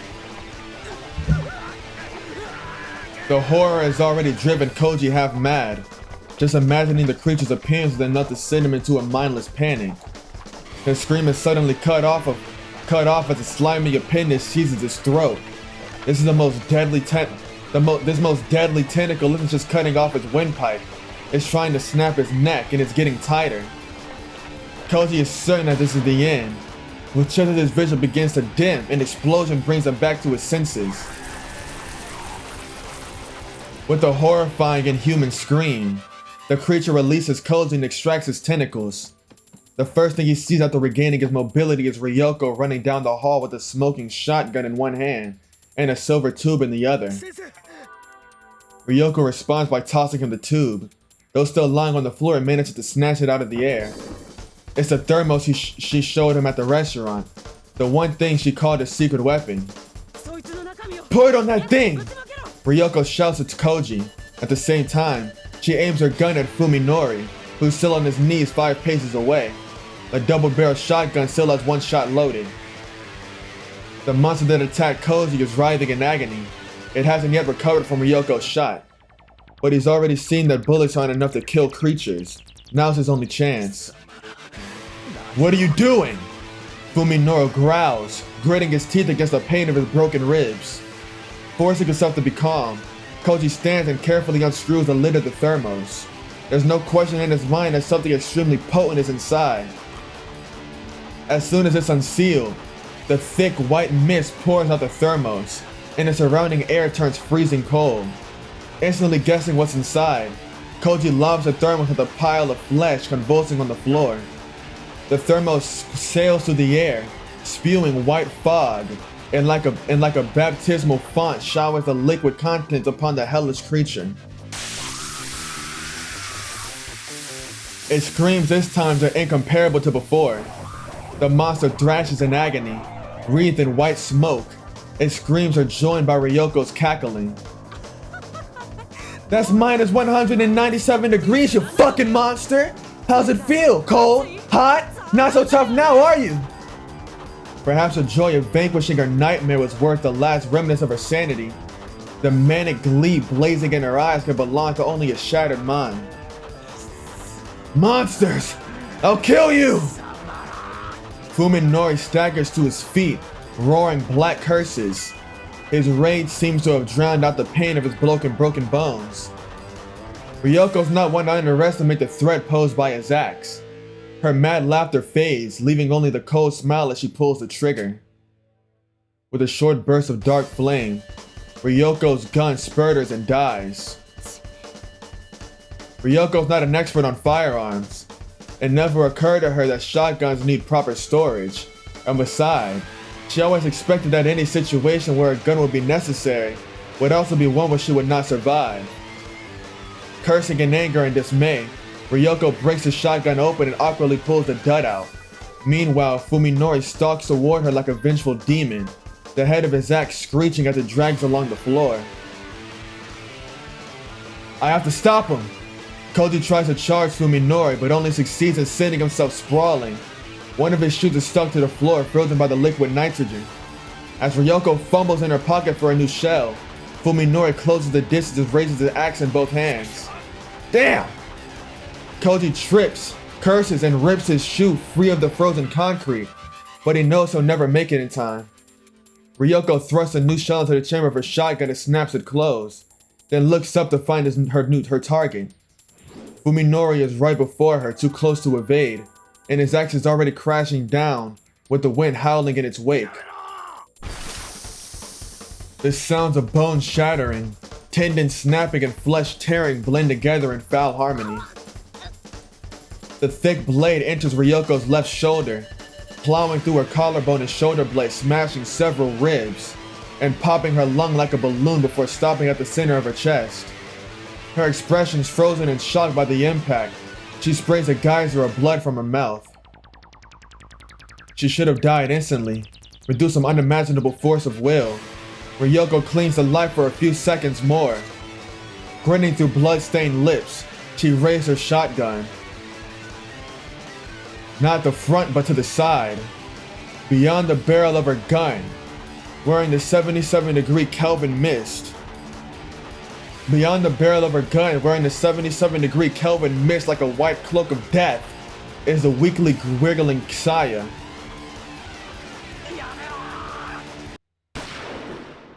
Fuminori's scream vanishes into the roar of the shotgun.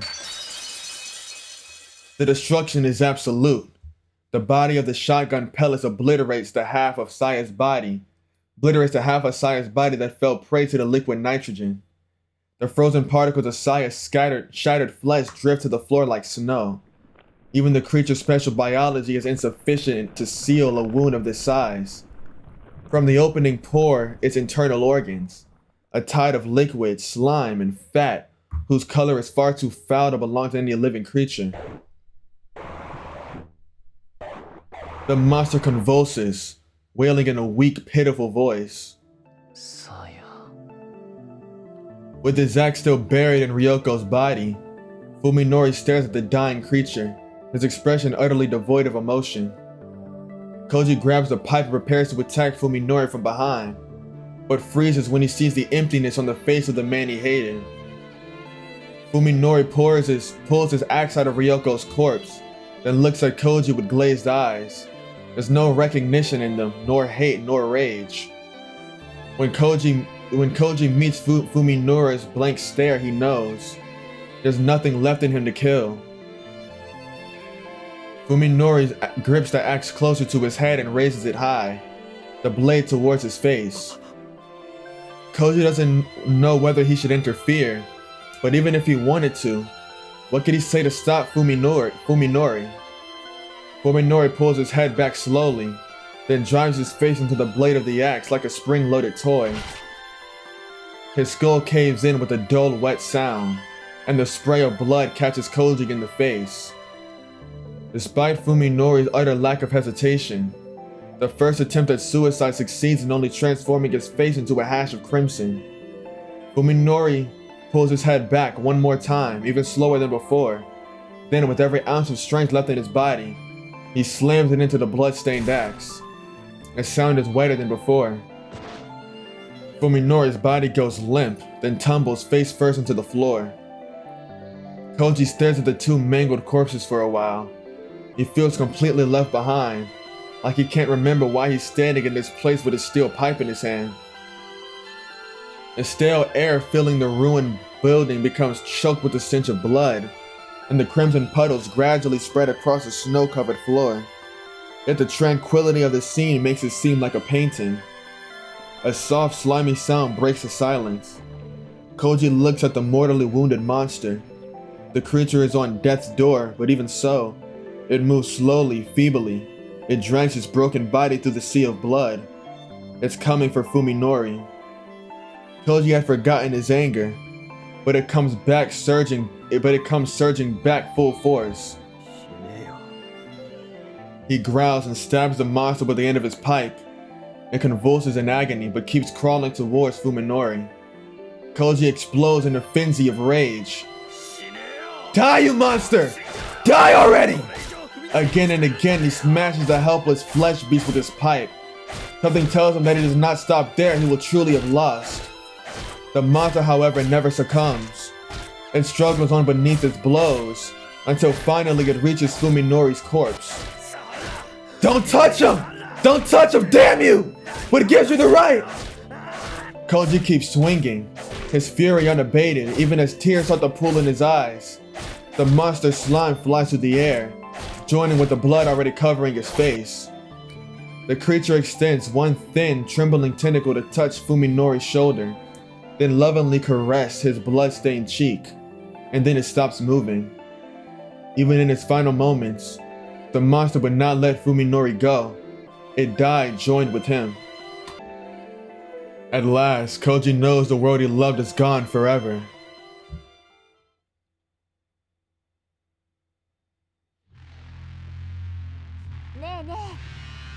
Hey! Omi says enthusiastically, then exposed bones on her face clattering. Why do we go somewhere we can skate for this year's ski trip? Chunks of her body are missing, as though something's been nibbling on her. It makes her look a lot thinner. She's been worried about her weight recently, but now she shouldn't need to diet. Fuminori laughs at Omi's crazy suggestion. That's right, you just started skating recently, didn't you? He sounds amused, but it's hard to tell from his expression, since his face has been cleaved in two by an axe. Not many people start skating in their 20s, you know? I was scared when I was little. Those shoes look like big knives. Yeah, I know. If someone kicked you in the face with one of those on, you'd probably end up like me. Omi and Yo laugh at Fuminori's dumb joke.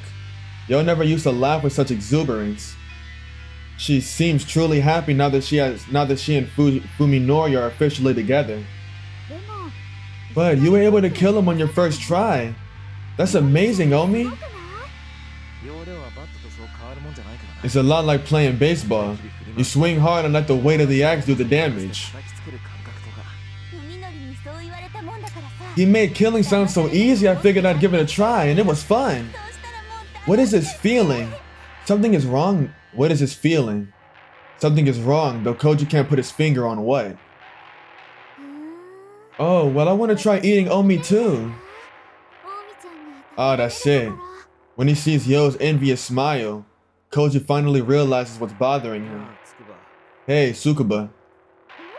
Huh, what's wrong? Why are you normal? Yo tilts her head quizzically, like she doesn't understand what he means. Normal? I'm always normal.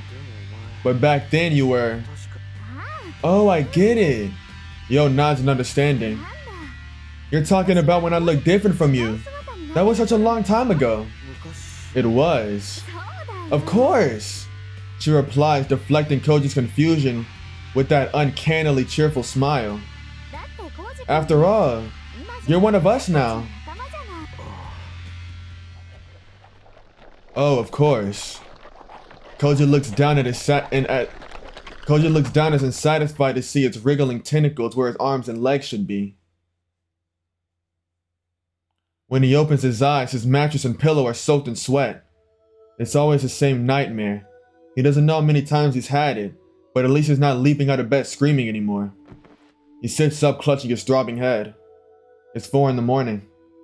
He hasn't had nearly enough rest, but he probably won't be able to get back to sleep tonight. Time for a smoke. A full pack will last him until dawn. Now where did he put the pack he brought yesterday? Koji wanders sleepily into the den, where yet another old friend is waiting for him. You look like hell. Doctor, you're here too. Ryoko's chopped up corpse is sitting at his dining table, looking as deathly pale as ever as he sips coffee from a mug. You can't be getting much sleep tossing and turning like that every night. It's not always like this, Koji says amicably as he sits down across from her. If I take some pills, it usually helps, for now. Hallucinations like these are easier to deal with than elaborate nightmares like the one he's just had. They should probably worry him more though. If you'd listened to my warnings back then, you wouldn't be in such a bad shape now. Let's stop talking about that. What's done is done.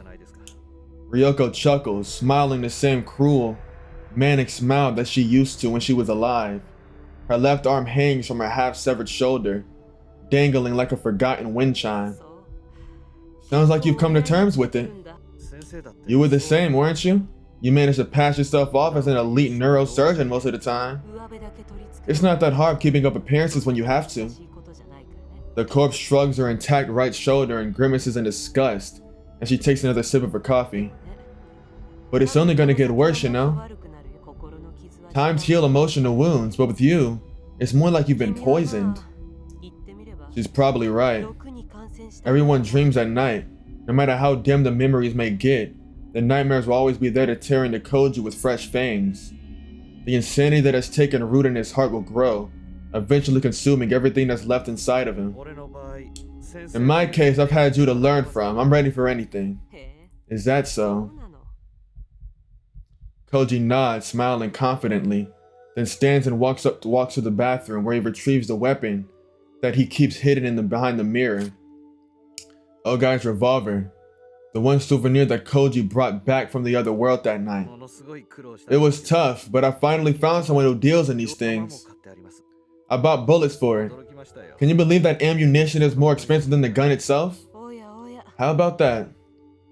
In the mirror, Koji sees Ryoko with her axe-inflicted gash reversed. He raises her mug in a toast. She raises her mug in a toast to Koji's resourcefulness. So how many shots did you buy? Just one. This time it's Koji who shrugs his shoulders. He uses both, exercising his privilege as a survivor. You see, I never want to be in a situation where I'll need more. Oh. The corpse in the mirror nods sagely, her smile approving. You really do get it. There's a brief silence. Koji doesn't really feel like getting all melancholy with a dead woman. Hey doctor, let's give the diner coffee a rest. If you want, I'll put on a new pot of...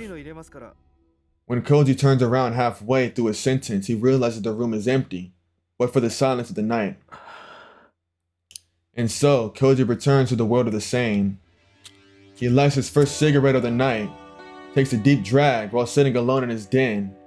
Puffing on his smoke, he stares at the gun in his hand. He knows just how precarious a cliff he's standing on. The final line of which Ryoko spoke is now one step behind him.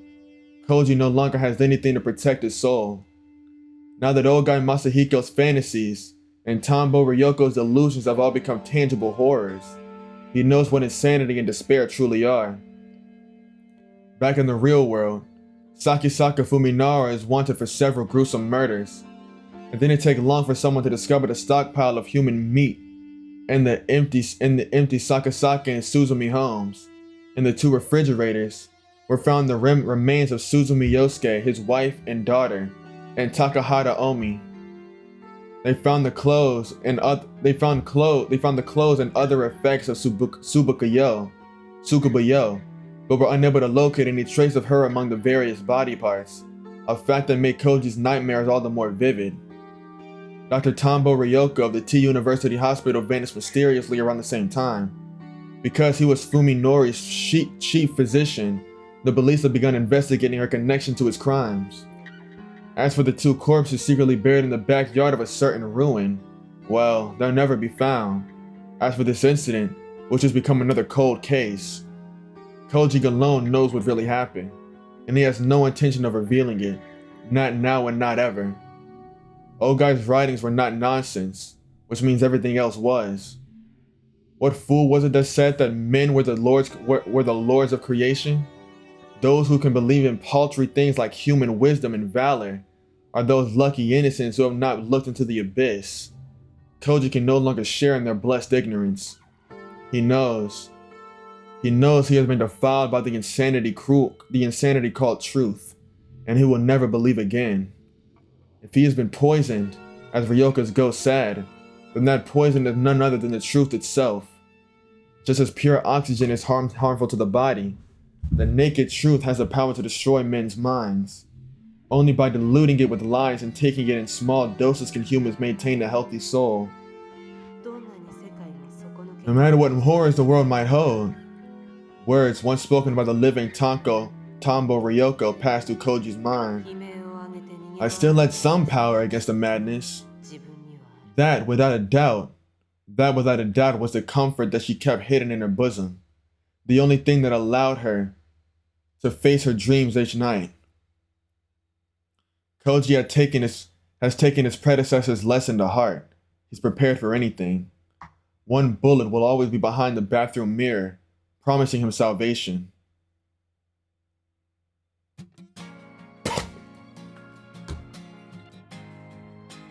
Wow.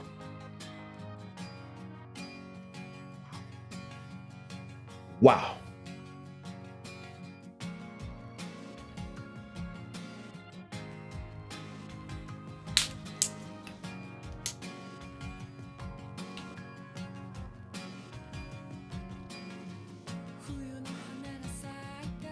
We already saw this and heard this once, so I'm gonna go on and use this to talk.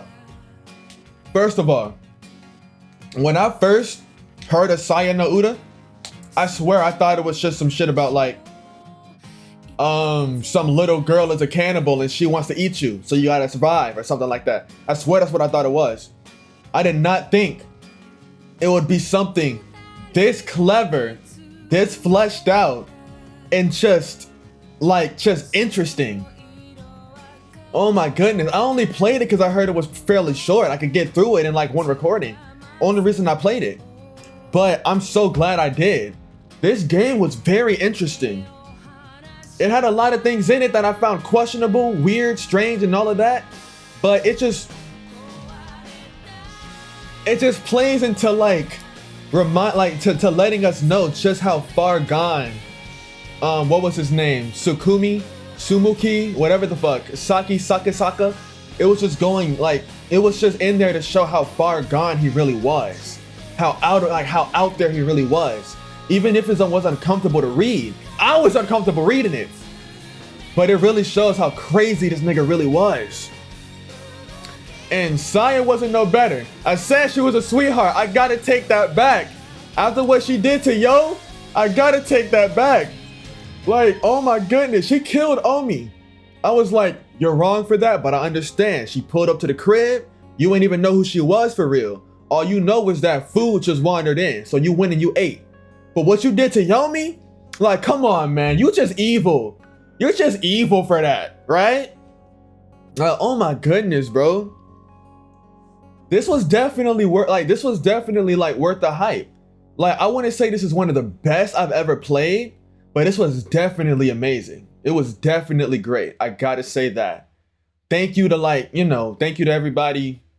Well, shit, nobody told me to play this. I just kind of happened across it one day and was like, this shit look interesting. But thank you to the people that made this shit, cause y'all really made an interesting ass game. Dead ass, you made an interesting ass game, and I'm glad to have played it. Hold on, let's go to the sound library.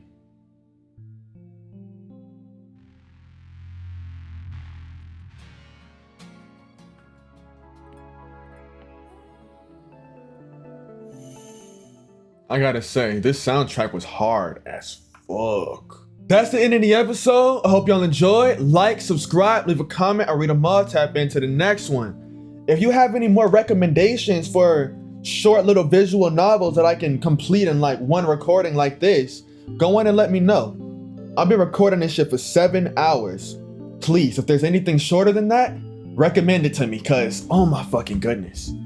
Oh my goodness, this was low-key like, this is the longest I've ever recorded anything, bro. Dead ass. So, what else do I have to say? You know, if you have any other visual novels, like just little short shit that that you think I should play, let me know. I'll hop on it. You know, cause I'm working on Phoenix Wright, I'm working on P5 and V3. So until I finish recording and editing all of those three, I'm not really gonna be putting much of anything on my channel. So if y'all got little short shit that I can quickly do and then put out, like, I'd be more than happy to look into it. But I hope y'all enjoyed. Like, subscribe, leave a comment, or read them all, type into the next one. Peace out. I love y'all.